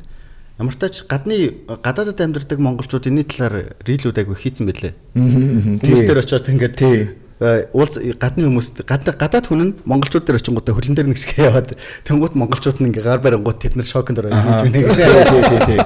Тийм байсан. Тэгтээ гадныхаа гайхдаг бах те. Яг энэ дээр эвгүй байдалд орж ирсэн нь яриач та хоёр байна уу? Би метронд гიშгүүлээд ч лөө. Хаана? Хятад Азийн орнодсан би яг санахгүй байна. Тэгээд эмхтэй үнэлүү ингээд гарын барай яасан чинь нөгөөдөг чинь бүр ингээд бүр амар эвгүүрхээд хайгаад би яг тэгээд тэр үедээ энэ зүгээр ингээд юм олон улсад ч байдаг одоо зүйл гэж өөрөө ч гэсэн баг тэрэндээ итгэцсэн байгаа байхгүй. Тэгээ нэлээ олон жил өмнө тэгээд нөгөө үнэн ингээд бүр яахт нь би бүр өөрөө энэ яг тэнэгтэй байгаа ингэж бодсон. Яг тэгдэг тий. Би ч нэг хятад хэл метад хэлээ бүр юу ч байхгүй шүү дээ. Тэгээ би бас нэг хятад тавьчаад хүний өсгөр үргэлжлэхгүй санаа нөгөө. Тэгэл эргэл харахгүй байна. Харах хэвээр шиг санагдаад тэгээ ингээд очиод гар барьж байгаа байхгүй. Тэгээд тэнгүүтлээ шээшээ гэж хэлж явчихсан. Бүр дэр хизээч мартдаггүй. Энэ их сонь соёл юм шиг байна. Монголчууд ер нь ингэж үзээгүй нэрээ монгол хүн бараг байхгүй хөө. Байхгүй. Тэгээд энэ гол нь рефлекс болсон байна. Тийм. Ийм угаас тийм соёл байдаг гэж бодоод. Гэхдээ энэ соёл зөвхөн Монголд л байдаг юм биш шүү. Подкаст румын хамтрагчаар Европын номер 1 бүтээгдэхүүн мөн борлуулалтаараа дэлхийд 3-т ордог Zubrocco брендийн Gin бид бүхэнтэй хамтарч ажиллаж эхэлсэн байгаа. За тэгэхээр энэхүү бүтээгдэхүүний хувьд хоёр төрлийн амттай гардаг байгаа. За нэг нь бол бөөрөлзөгний амттай, нөгөөх нь бол энгийн гэсэн хоёр бүтээгдэхүүн худалдаанд гарч байгаа юм байна. За энэхүү бүтээгдэхүүний хувьд бол Беловеза хэмээх ойн гүний булгийн усаар хийгддэг гэдгээрээ онцлогтой. Мөн тухайн ойн гүний 12 төрлийн эми ургамлаар хийгддэг гэдгээрээ мөн онцлогтой юм байна. Ингээд манай подкастын хамтрагчаар Zubrocco брендийн Gin бид бүхэнтэй хамтран ажиллаж байна. Тэгээ бас нэг солонгос соёл чинь нэг ингээд энийг одоо юу яах бүхэлцэх юу мэдлэг хүндэтгэх гэсэн. Хүндэтгэх гэсэн утгатай тий. Бүхэлцэх гэдэг юм байлээ. Бүхэлзөх гэдэг юм байлээ. Монголоор ял яах вэ? Тий. Гэхдээ монголчууд шүү дээ. Тэ өөрснөө ингэхийгээ мэхих гэдэг юм байлээ. Энэ хоёрын ялгаа нь болохоор солонгос японочууд болохоор бүхэлцдэг, монголчууд болохоор мэхийдэг гэдэг. Тэгээд монголчуудын нөгөө өөрснийх нь яг ингэж нөгөө мэдлэх юу байгаа шүү дээ. Ингээд толгоо нууц товчон дээр ч гэсэн тэгээд монголын түүхнүүдэд яг энэ мэхих гэдэг мэдлэгээ байгаа аахгүй. Хүндэтгэх бас респект. Гэхдээ тэр нь ерөөсөө толгоон доош болохоос би ерөөсөө доошлохгүй. Энэ юм байна тий. Тэгээд бидний хоорондын соёлын ялгаа тэрэн дээр бас байгаа хөө. Гэхдээ бид нар одоо тэгж мэдлэлтгүй байх юм шүү дээ. Бодоодсон чи бас тэгдэм юм. Тийм үү? Тэг ер нь бол бас ингээ годончод тий. Зүгээр ингэчтэй шүү дээ бас. Тий. Тийм бас нэг тийм бас байна шүү. Гэтэ яг ингэхдээ бодоодсон чи нэрээ гараа энд авчт юм. Би бол жишээлбэл. Аха. Тий ингэ шүү дээ. Тэгдэж шүү дээ тий. Тэгдэг тий. Нэрээ тэгдэг үйлдэлүүд хийдгэл юм байна. Боцсон чи. Гав яадаг. Наадах чинь бол юу Таиланд Таймай тэгээс гэхдээ энийг гадныхан одоо европчууд Монголд ч юм уу ирэхээрээ энийг айгу хийгээд байгаа зү тэ Азиудыг бүгднгийн л нэг ингэдэг юм байна гэж бодлоо. Би ч нөө тайцтай. Баяна одоо Монгол хоолнуудаас хийж иддгүү Монгол хоолнуудаас ямар хоолн дуртай? Би ерөн өөрөө хийчихвэл амтгүй. За. Яана гэж бодоод тийм. Би хамгийн сайн иддэг хоол нь хуушур. Хуушур хамгийн дуртай. Харин жоо үсчэвэр цоён иддэг. Харин хөнгөн маягаар хуушур зөндөө иддэг. Хөнгөн хуушур. Nice тийм. Окей. За. Айгуу гоё асуулт байна заяа. Надад гоё юм да. Тэгээ миний хувьд гоё шээ заяа. Нөгөө нэг юм монголчууд ярьдаг байхгүй юу? Монгол мах идэх өөр, за өөр оронд очиод идэх мах бүр өөр шал өөр гэдэг аахгүй. Үний юм уу?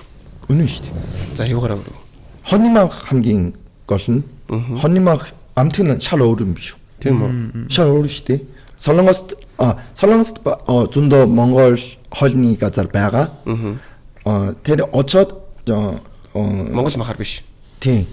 Одоо Нью-Зеланд ч юм уу, Австралийн хоннимаг авчираад хийдэг шал өөр. Тийм амт нь. Тэг гоё юм уу муухай юм уу? Надаа бол юу ч хамтахгүй. Амт байхгүй юм шиг санагддаг. Харин Монголд ирээд идвэл энэ бол Монголын мах шүү дээ. Тэг харин тэр нь тэгээд гоё юм уу? Тийм. Монгол мах нь Монгол махан гоё биш. Тийм. Гоё үү те чамд. Одоо хамгийн эхэндээ жоохон шал өөр үнээртэй байсан болохоор эвгүй санагдсан. Хурц үнэртэй. Тийм, хурц үнэртэй. Харин би дасаад амтгүй байвал амт байхгүй бол жоохон сонин санагдаад. Тийм Монголсууд ер нь бол ирж байгаа жуулчд бол хоньны маханд бол айгүй дургуй штэ идэж чадахгүй. сайн хийж чадахгүй. Тийм. Ер нь бол яг үндэ бол жоохон хөмхий үнэртэй. Шивтэр тийм нэг шивтэр үнэртэй. За ер нь тийм бах тий. Гэтэ одоо манайд тэрийг мэдэхгүй дассан байхгүй. Манайд бол мэдхгүй. Тий. Гэтэ ер нь бол яг чи би болохоор нөгөө нэг байн хоньны мах иддэг байхгүй. Мань чинь байн ер нь бол өхрийн мах иддэг. Зүгээр хаяа нэг нөгөө гэр мөртөө хаамаа ч юм махцаан ч идэхтэй хоньны мах иддэг. Тэгтээ хэрэглэндээ бодвол мань өхрийн мах иддэг. Тэгээ хаяа нэг хоньны мах идэх үед ер нь бол мэдэгддэг. Ер нь. За адууны мах. Адууны мах би дуртай. Үйл иддэг юм биш үү? Адууны мах. Тий, зон биш. Үйл иддэг. За дуртай шүү дээ. Тамэ бас дуртай шүү. Ер нь морь иддэг ард түмэн Монголоос өөр хагуур казакууд. Тэгээ төв Азийн морь идэнэ.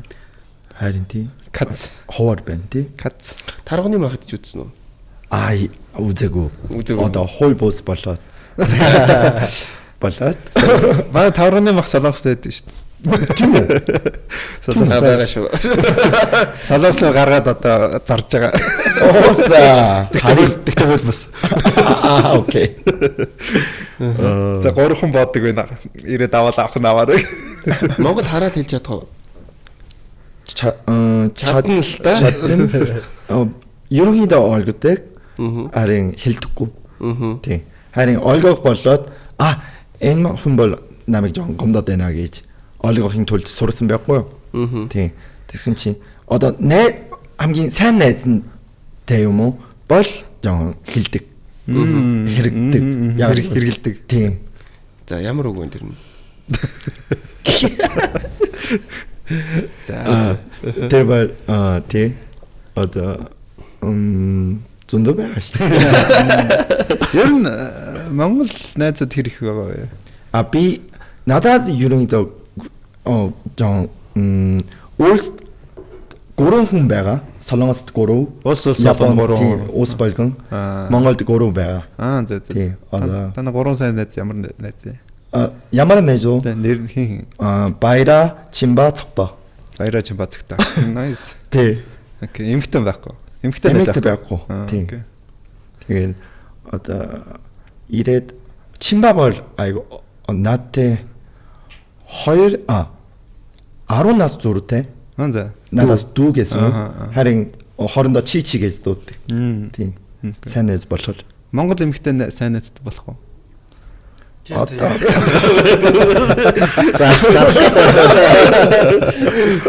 тавсан бол. Ер нь бодож байгаа. За манайх одоо ер нь цаашдаа юу хийх гэж байна? Төлөвлөж байгаа юм уу да яри те бүгдээ ирээдүй ярих уу? За. За одкогоос эхлэе. За яг хийж байгаа бизнесүүдээ ер нь цаашаа явуулъя. Тэгээ саяны миний нөгөө хэлээдсэн бумтай ап шүү дээ те. Одоо рекламных нь тэгээд энэ апыг би Төв Аз руу гаргах сонирхолтой байгаа. Тийм тэгээд станы хэдэн орнууд болохоор мань хэдээс тийм их төрүүл мөнгөтэй. Тэгтээ яг хөгжлийн хувьд мань хэдээс хоцрогдож явж байгаа улсууд байгаа байхгүй юу. Тэгээд яг Казахстан эднэр бол бүр ингээд тасарчлаа манайдээсээ бол ер нь бол ингээд сая би 8 сард очиод за манайд одоо хоцорсон юм байна өө эднээс харьцуулж марцуулдаг байсан үе бол өнгөрсөн юм байна. Эднэр бол тасарч. Гэхдээ бас ахаад хэдэн станы орнууд байгаа. Тэр орнуудад ер нь энэ апыг гаргах сонирхолтой байна. Бомтой апыг. Ер нь яг хөтэ зүгээр ингээд юмыг системд оруулаад эмгцэгцтэй болгоод авахд амар үрхэд амар ингээд нэг одоо бүгдээрээ л банкны ап хэрэгэлдэг болчихлоо шүү дээ. Тэрэн шиг адилхан суглаа авахтаа ч гэсэн яг ингээд апаар авчдаг, easy болгочдөг тийм байдлаар нь ягаад тэр орнууд руу бид нэр гаргах сонирхолтой төлөвлөж байгаа. Монголдо болохоор ер нь pilot буюу энэ ажиллах одоо тэр тестийг явуулж байгаа гэж үзэж байгаа юм л да. Энэ зах зээлд ингэж ажиллаж байгаа юм чинь тэнд ажиллах боломжтой. Тэгээ бидний менталити ер нь одоо Монголын томоохон гэх бүх компаниуд л ер нь хүн ам нөгөө олон болохоор бид нар цөөхүүлээ амар их мөнгө олох одоо лаг юм байсан ч гэсэн их мөнгө олох боломж авахгүй хэвээр киллер бүтээгдэхүүн байсан ч гэсэн алах боломжгүй учраас Монголын баг бүх том компаниуд энэ Төв Азида илүү анхаарал хандуулж байгаа. Тэднэр лөө зах зээл рүү нэвтрэхэд арай хялбар. Дээр нь тэд нар бидний ингээд нэвтрүүлж байгаа зүйлд хүлээж авах нь бидний менталити ойрхон байхгүй юу? Солонгос, Япончууд, Хятадууд нар бол бүр шал өөр менталититэй хүмүүс учраас бид нар тэр зах зээл дээр нэвтрүүлэхийн тулд бид нар тэр хүмүүс л өөрснөө хийхгүй бол бид нар хийхэд мангар хэцүү. Харин станы орнууд за тэгээ манайдтай жоохон ойролцоо байгаа тэр нөхдүүдэд харагдцад үзэгдэхээрээ жоохон ойролцоотой тэр хавьтай бол зах зээлд нэвтрэх боломж. Одоо MCS байна уу, Апу байна уу? Тэгэл Монгол таван бүгдээрээ л ер нь тэр зах зээлүүдийг айгүй их сонирхдаг болчихж байгаа байхгүй. Тэгэхээр тэр зах зээл дээр одоо одоо 40 50 60 70 сая хүмүүс байгаа. Тэр зах зээл рүү л ер нь Монголын ямарваа нэг юм хийвэл тийшээ хараад тэгээд тэндээ болж ивэл гэж яаж байгаа. Тэгээ сая Казахстан, Узбекистан эднэр ч гэсэн нэг гадаадын хөрөнгө оруулалтыг татаад ер нь мөнгөний хувьд асуудалгүй болсон. Идея болон санааны хувьд манайдээс арай жоохон хоцрогдолтой явж байгаа. Тэгэд ер нь энэ бомтон аппликейшнийг ер нь олон улсад тэр хавцаа гаргах гэдэг тийм плантай байна. Тэгээд одоо ажиллаж байгаа Brainstorm гэдэг компани ч гэсэн ер нь Монголд яг хэрэгтэй ер нь ингээд дөрөв хэлсэн л дээ нөгөө яг ингээд нэг юм амбицлдаг зүйлүүд байдаг гэдэг тэр юмнуудыгаа бас хий. Гэхдээ одоо тэрэн дээр би бол энэ тэр гэж хэлээд яах вэ? Ер нь бол энэ нөгөө Монгол хүн болж төрснийх бас хийх ёстой хий гэж бодож байгаа хит хитэн одоо мөрөөдлүүд хүслүүд байна. Тэгээд улс төр нөхцөл эдийн засгийн нөхцөл байдлуудыг болох үед нь тэгээд тэрийг хийх байхаа л гэж бодож байна. За. Ойно ирээдүйд юу гэж байна? Юу төлөвлөж байна? Би яг зөндөө мөрөөдөлтэй хүн юм чин хамгийн өчигдөр яг бодсон зүйл байхгүй юу? Цаашдаа юу хийх вэ гэдэг энэ талаар харин надад одоо Монголд сурсан зүйл буюу одоо шийдсэн зүйл бол өнөөдрийг жоохон талархаж амьдрыг гэж шийдсэн байхгүй юу? Би зөндөө төлөвлөгөөтэйгээр амьдрэж байгаа хүн харин сайн амжих чадахгүй юу яг миний хүчээр чадахгүй зүйл зөндөө байгаа гэж мэдэрсэн. Тэгээд би яг өчигдөр жоохон санаалыг санаар өөрчлөөд өнөөдөр яг одоо талархах зүйл юу вэ гэдэг энэ талаар жишээлбэл одоо та гуруутай танилцсанд айгуу талархаж байна. Тэгээд энийг яаж цаашдаа сайн бид нарын харилцааг яаж сайн бариулж явах уу гэдэг талаар бодог зүйл ч юм уу. Жоохон яг би уг нь 50 настай ч юм уу 60 настай хүртэл төлөвлөгөөтэй байсан хүн байсан байхгүй юу? Харин мэдгүй харин миний бодлоор өнөөдрөөр амьдраад өнөөдөртөө байж сураа. Тийм. Яг байн болцсны дараа юу хийх вэ? Биш. Яг одоо юу хийх вэ? Энэ яриа байгаа байхгүй юу? Хөдөө байгаа малчинд нэг бизнесмен асуусан гинэ. Чи их малтэй болоод байн болох хэрэгтэй шүү дээ гэж. ийм байнга 50 байх хэрэггүй. Жоо мөнгөтэй болоо хэрэгтэй шүү дээ гэж хэлсэн гинэ. Харин малчин асуусан бизнесмэнээс тэгээд түүний дараа юу хийх юм? Хөдөө гараад ийм малтай болоод цайхан амарна шүү дээ гэж хэлсэн гинэ. Тэгсэн чинь малчин одоо би тийгэж амьдрэж байгаа шүү дээ гэж. Мөнгө тийм их мөнгө хэрэггүй гэж. Тэгээ тийм болохоор би түнтэй жоо төстэй жоо мөрөдөлтэй миний мөрөдөл бол банк одоо яг юу хийх вэ? Юунд жоо анхлал тавиад амьдрах уу гэдэг талаар хамгийн чухал зүйлийн талаар сайн бодонго амьдрахыг хүсэж байна. Тийм. Зөндөө зүйл над миний хувьд Монголд ирээд олон салбарт хамтран ажиллах боломж олсон. Харин миний бодлоор яг одоо тийм гүнзгий бодгүйгээр би одоо юу туслах боломжтой вэ? Одоо миний өнөөдөр хийх рилээр юу хийх вэ гэдэг талаар сайн төлөвлөх хэрэгтэй байна. Жишээлбэл одоо дагагч сая болгоно. Одоо 100 сая болгоно гэд тийм мөрөдөл бас байгаа л та. Харин тэр нь тийм тоо чухал биш. Одоо хийх ёстой зүйлийн талаар анхаарлыг тавьмаар байна гэж бодсон. Хийх юм нь чухал. Тийм. Юу их нь чухал. Тийм. Тоо бол чухал шүү дээ. Миний найз ирээдүйд юу хийж бодож байна? За ер нь военатай адилхан дөө тэгээд одоо бага зүйлтэй талархаж амьдарч сурж байна. Бага зүйлдээ сэтгэл хангалуун бай сурж байна. Гэхдээ энэ нь бол хандсан гэсэн үг бол биш. Мэдээж дээшлэн. Тийм бол би гэхдээ угаасаа л ер нь нэг тийм амар шуналттай хүн бол байгаагүй.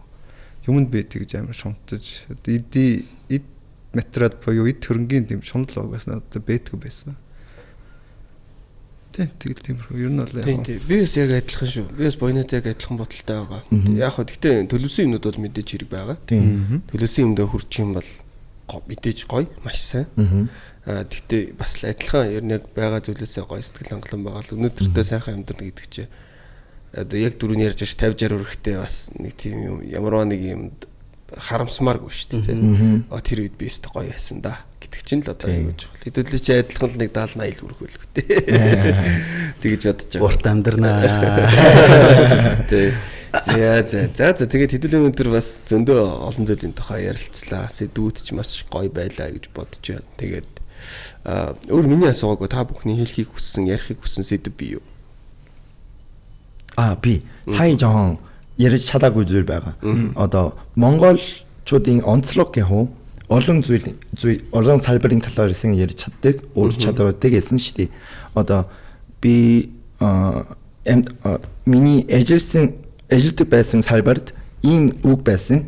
Чи generalist юу эсвэл specialist юу гэж ерөнхийлөгч үү? Ерөнхий юм хийдэг үү эсвэл нэг юм сүлд төвлөрч гин үү? Тийм. Миний бодлоор монгол хүмүүс бол яг generalist хүн олон тоо байгаа гэж боддог. Харин жоон гүнзгий мэргэжилтэй, олон мэргэжилтэй гэж боддог болоор харин Япон буюу Солонгос бол яг нэг зүйлийн талаар сайн төлөвлөд хийдэг хүмүүс зөндөө байгаа. Тийм болохоор тийм хүмүүсийг сайн ашиглаад тийм олон улсын хүмүүсийг сайн ашиглаад хөгжих үйл ямар вэ гэж жоохон бодсон юм аа. Монгол бол яг миний дөрөвний асуудаг асуулт шүү дээ. Хит нэг мэрэгшгүй байгаа тань гэдэг юм яриад байгаа. Тэгэхээр энэ зөв юм уу буруу юм уу гэдэг юм асуусан шүү дээ. Тийм яг л тэрний жоохон харин бол. Би яг надад ч айгу боддог байхгүй. Тийм. Тэгээ нөө мэдгүй яг наадхан дээр чинь бол жишээлбэл би нэг Америкт нэг хэсэг хугацаанд амьдарч байхдаа Америкуудыг амар лаг гэж боддог байсан чинь яг нэг системдээ орцсон гарууд өөрсдөө л лаг гэж боддог байсан юм билээ. Хитрхийн нэг юм руугаа төвлөрсөн бусад зүйлс огт юу аж чаддгүй төвлөрч чаддгүй. Яг тэрийгээ би тэгтээ тэрийг бол маш сайн хийдэг. Тэрүүгээр би юу хэлэх гээд байна гэхээр би бол тэнд очиод барилга дээр ажиллаад ер нь бол жоохон юм яагаруудтай ингээд нэг төвшөнд ажиллаж исэн байгаа. Нөгөө нэг лагуудтай ажиллавал тэд нар чинь бас тэрнлэгөө спешиалист байгаа шүү дээ. Тэгэд бодохоор бас зөвч юм шиг те. Ер нь бол наад чинь хоёр талтай л юм л. Тэгэл. Аль аль таландаа аль аль юм сул тал давуу тал байгаа. Тэгээ монголчуудын хувьд гэдэг нь бас яг монгол хүний хувьд бас яг өөрснийхөө онцлогтой бас таарах хэрэгтэй болов уу гэж бодоод байна. Нөгөө ийм үг гэдэг чинь монголчлог гэдэг үг миний дуртай үг болцсон байхгүй сүүлээс. Тэгээд яагаад монголчлог гэдэг үг дуртай болсон бэ гэхээр хэдэн жилийн өмнө Made in China гэдэг үг дэлхийн хамгийн муухай хямдхан муу юм хийдэг байсан улс байсан чинь өнөөдөр Made in China хятад машин байна уу, хятад цаг байна уу, хятад утас байна уу бүгдээрээ best quality болоо одоо Made in China гэдэг үг өөрчлөгдсөн байхгүй. Тэгсэн чинь монголчлог гэдэг үгийг бид нар юмыг нөгөө жоохон муу хийх ч юм уу эсвэл юмыг аргалаад хийх, юмыг нэг орлуулад хийчих гэдэг үгийг өөрснийхөө identity буюу өөрснийхөө ингэж юмыг аргалдаг гэдэг болгоцсон. Бид нар уг нь бол Чингис хаан хийж үгүй их Монгол улсын үед ч юм уу монголчлох гэдэг бол юмны аргыг зүгийг хамгийн зөв efficient буюу хамгийн үр дүнтэй байдлаар хийхийг юу монголчлох гэдэг. Тэгээ бид нар Make Mongolia Great Again гэдэг шиг монголчлох гэдэг үгийг бид нар улсынхаа нэрийг хялбар юм хулигдах аргачлах гэдгийг биш монголчлох гэдэг юм бол үнэхээр сайн сэтгэлээрээ хийдэг.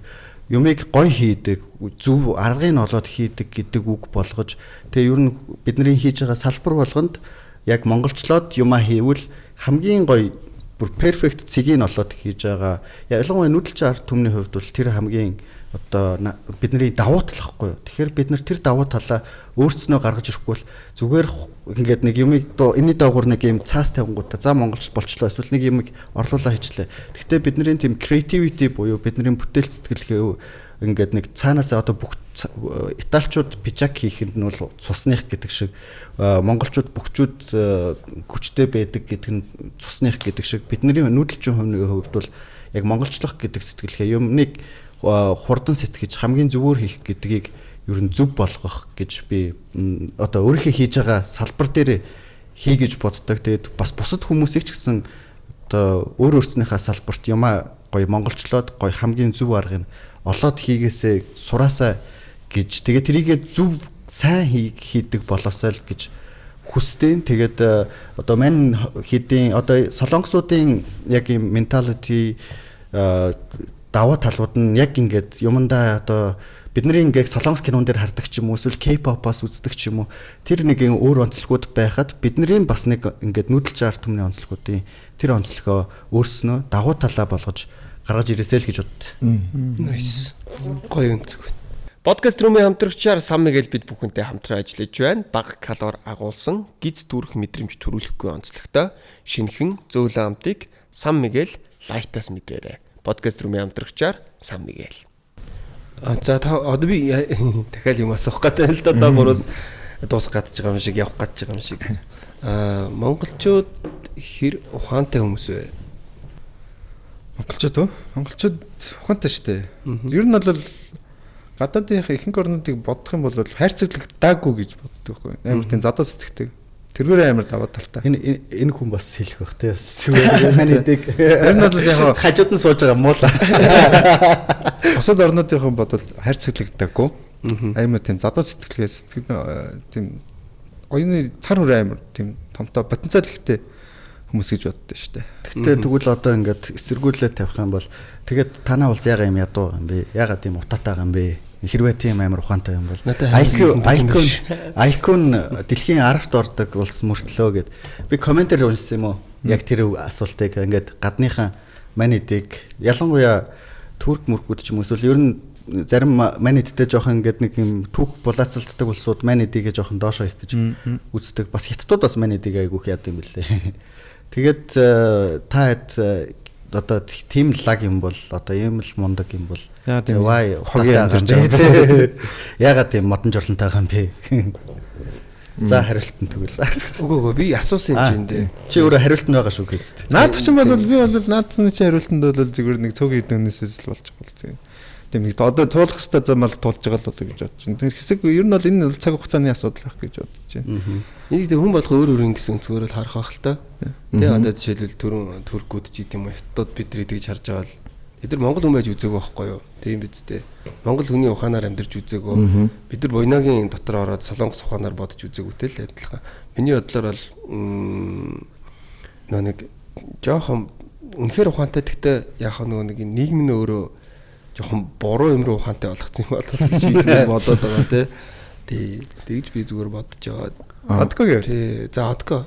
За манайд жоохон ер нь бол биднэрт боломж үнэхээр байгаа. Бид нар ухаантайгийн хувьд ухаантай. Яг average-аар дундчлаад үзэх юм бол бидний мэдж байгаа юмнууд, үзэж байгаа юмнууд, харж байгаа юмнууд толгойд орж байгаа digest хийж байгаа. Бидний ядаж боловсрал дэлхийн дунджаас одоо яг одоо юу талаараа гэх юм бол хамаагүй л байхгүй юу.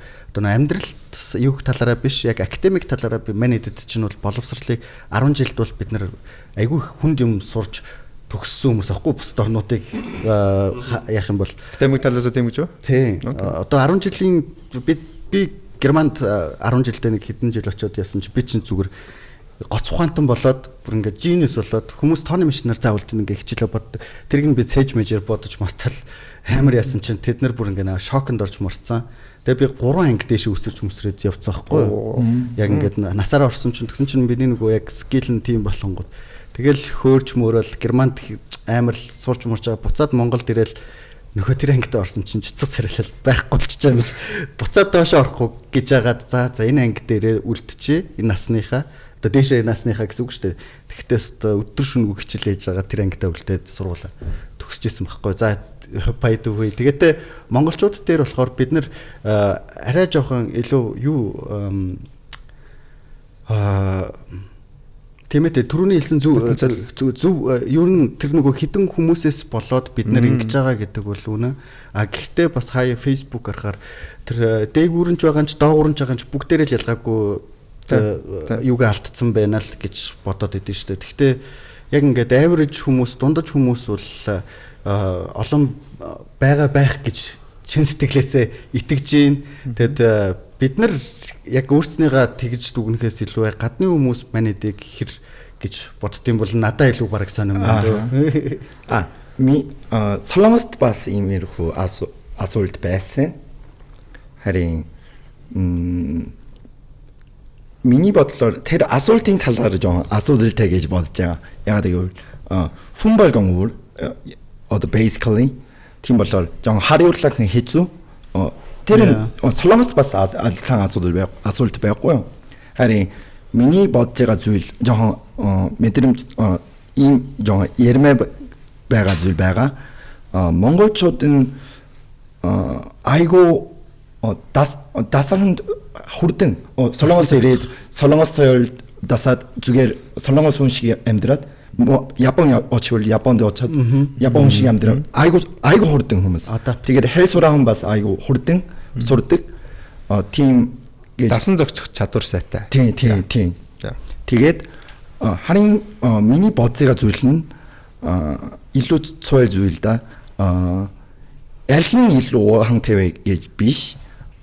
Одоо харцунги би бол Монгол дүртэй Монгол хүмүүсийн айгу их хүчтэй ур чадвартай гэж бодоод сурахаар ирж байгаа хүний хувьд банк Солонгос ийм гоё юм чи Монгол ийм муу Япон ийм гоё юм чи ийм муу гэж хэлдэг нь айгу муухай санагддаг байхгүй юу? Яагаад ийм болж байгаа юм бэ гэж яагаад гэвэл Монголд айгу гоё сэтгэлтэй хүмүүс байгаа, ухаантай хүмүүс зөндөө байгаа л да.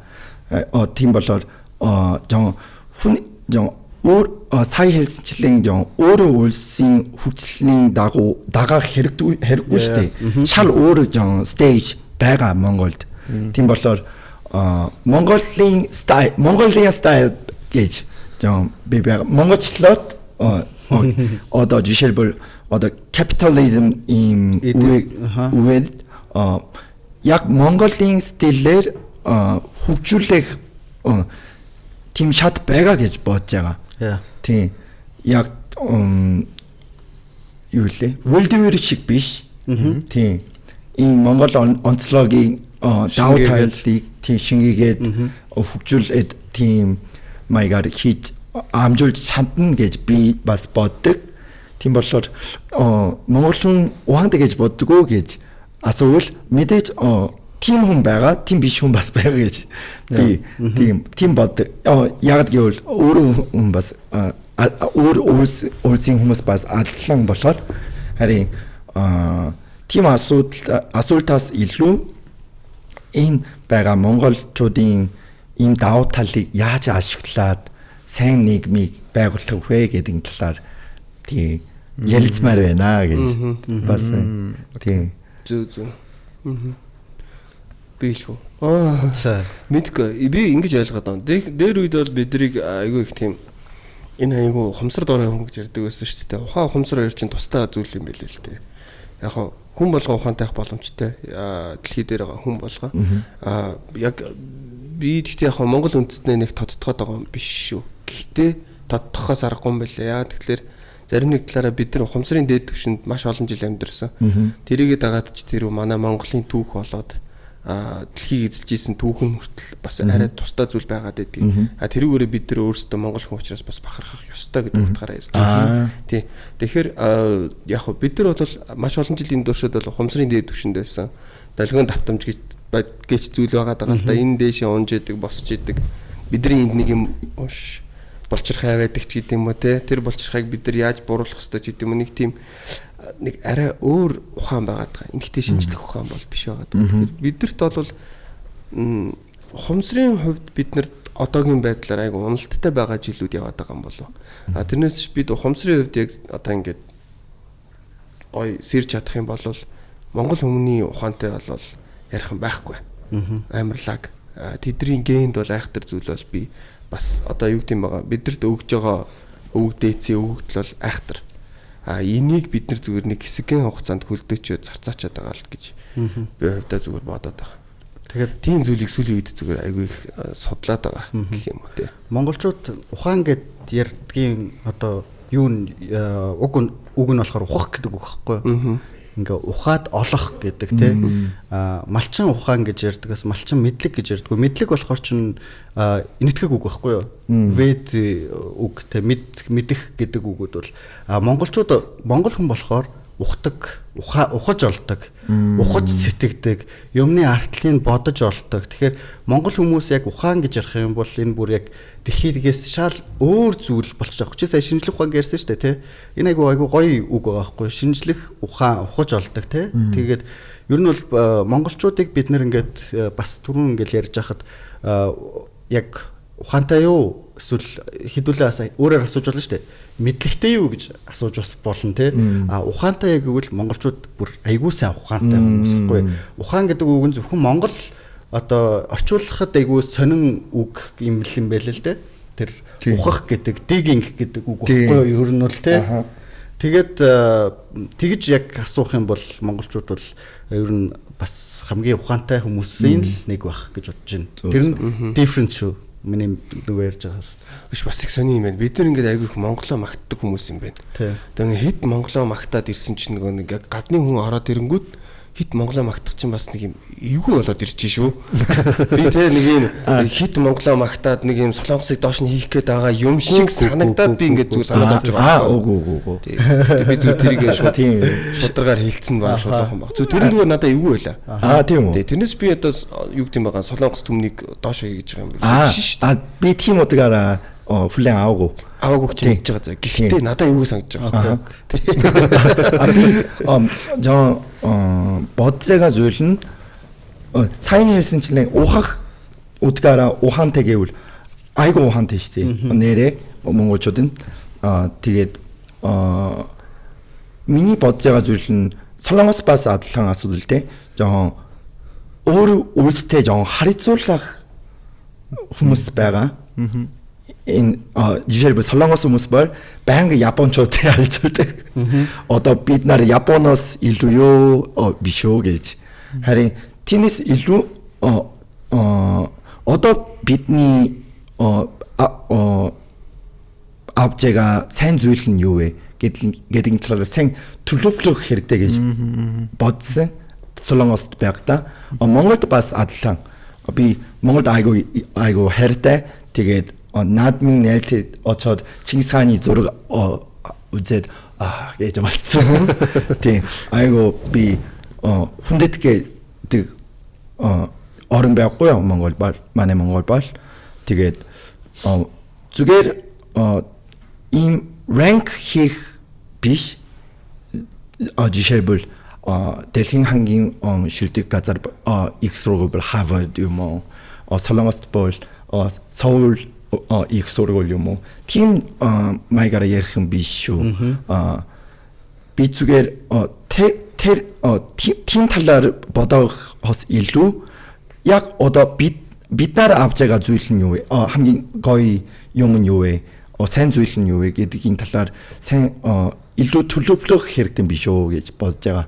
Яагаад гэвэл тийм гоё зүйлийг би үзсэн хүн болохоор Монголд байдаг хүн байсан байхгүй юу?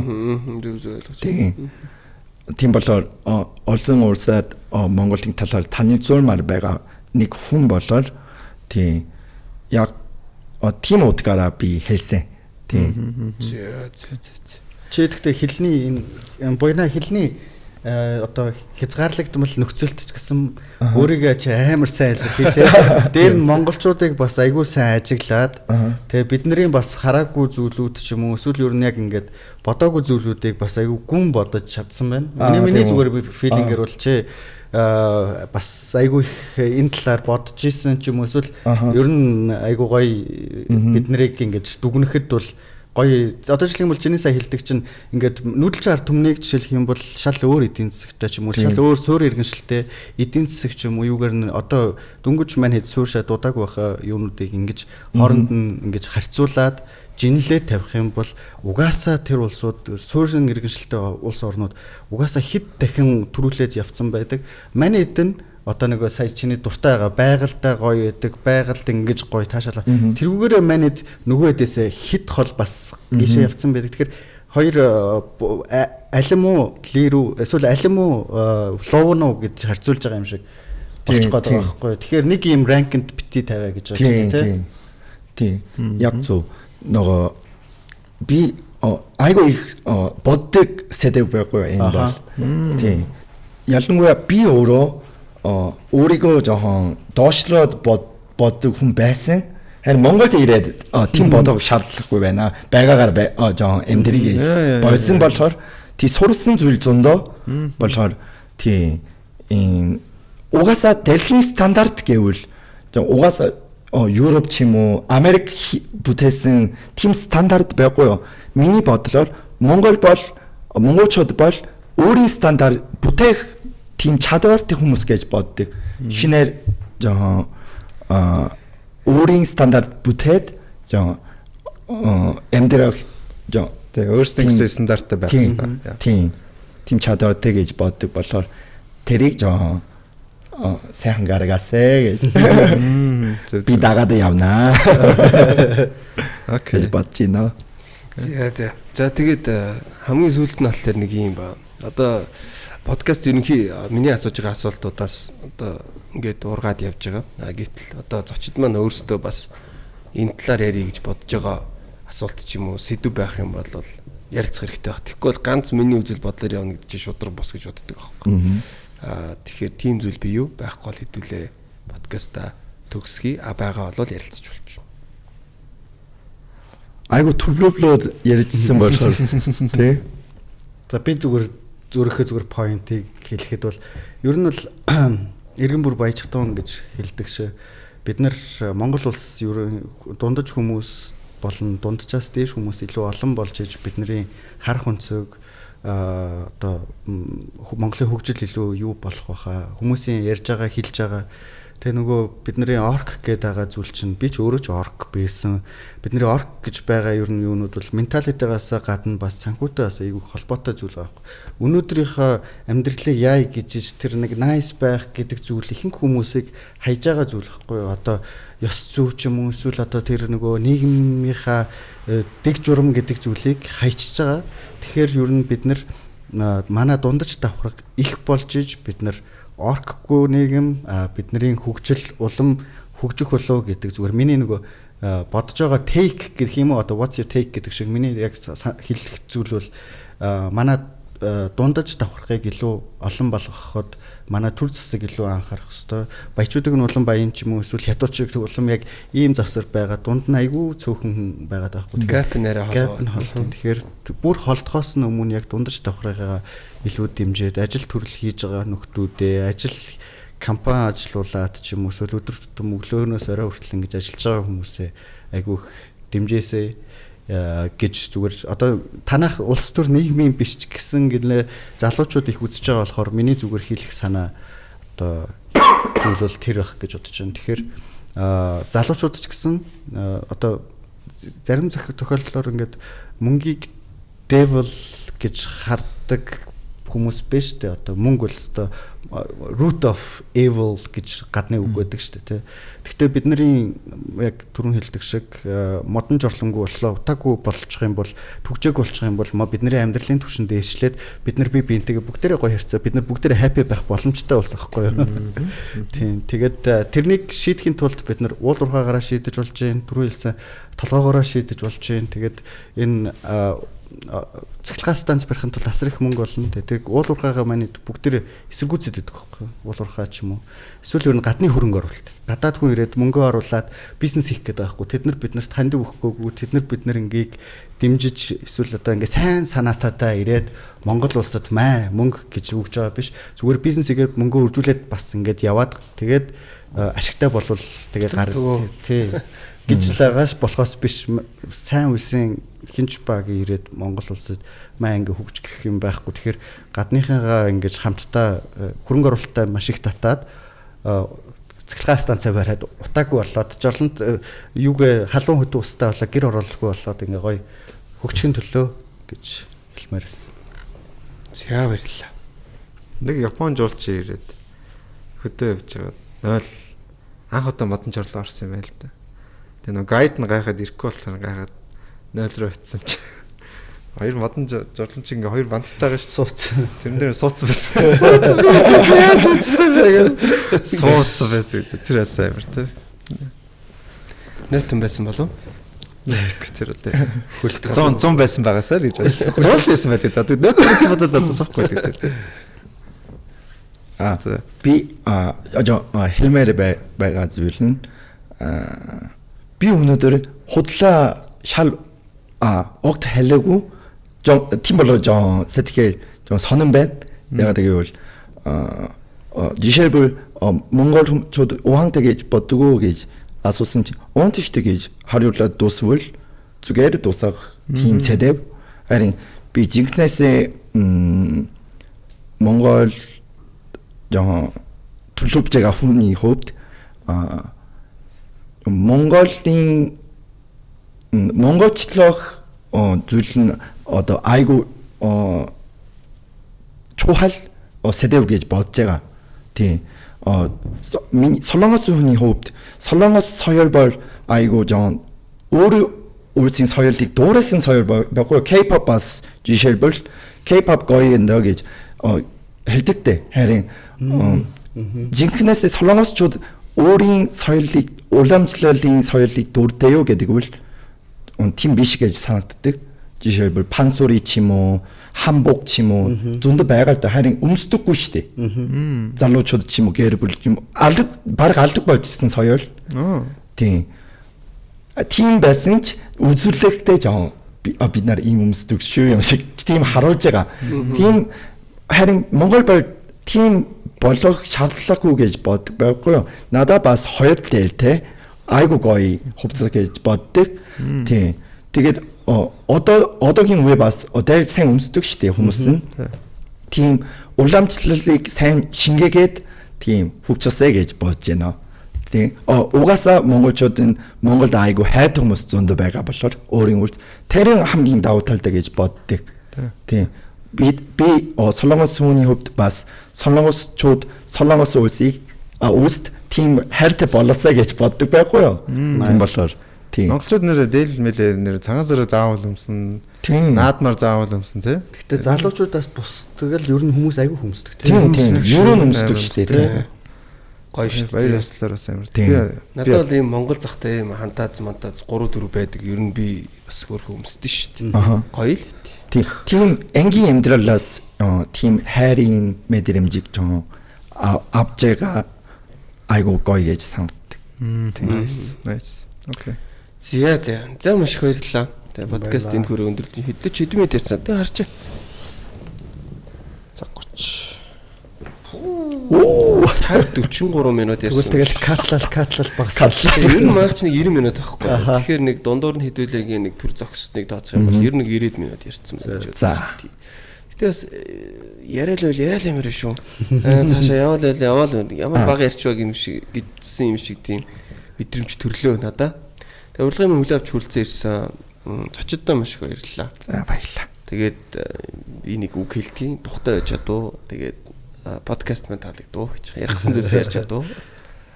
Дажгүй подкаст тань. Оо тийм. Өрж оролцуулсанд баярлалаа. Ингэж удаан суун гэж бод камерын өмнө суун гэж бодоагүй. ПВ-г утсан чинь давсаг жоохон ингэчих гээл.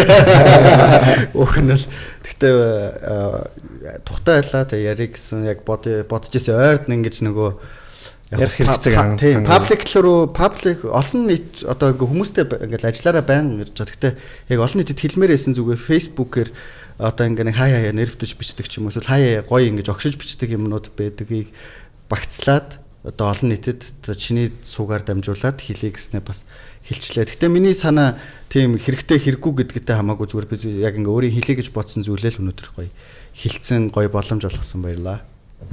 Надад бас тугтай байсан. Одоо гүнзгий сэдвийн байс Джон хэцүү байж магадгүй байсан сэдв бас чулуутай ярьж чадсан болохоор айгу гоё ялла.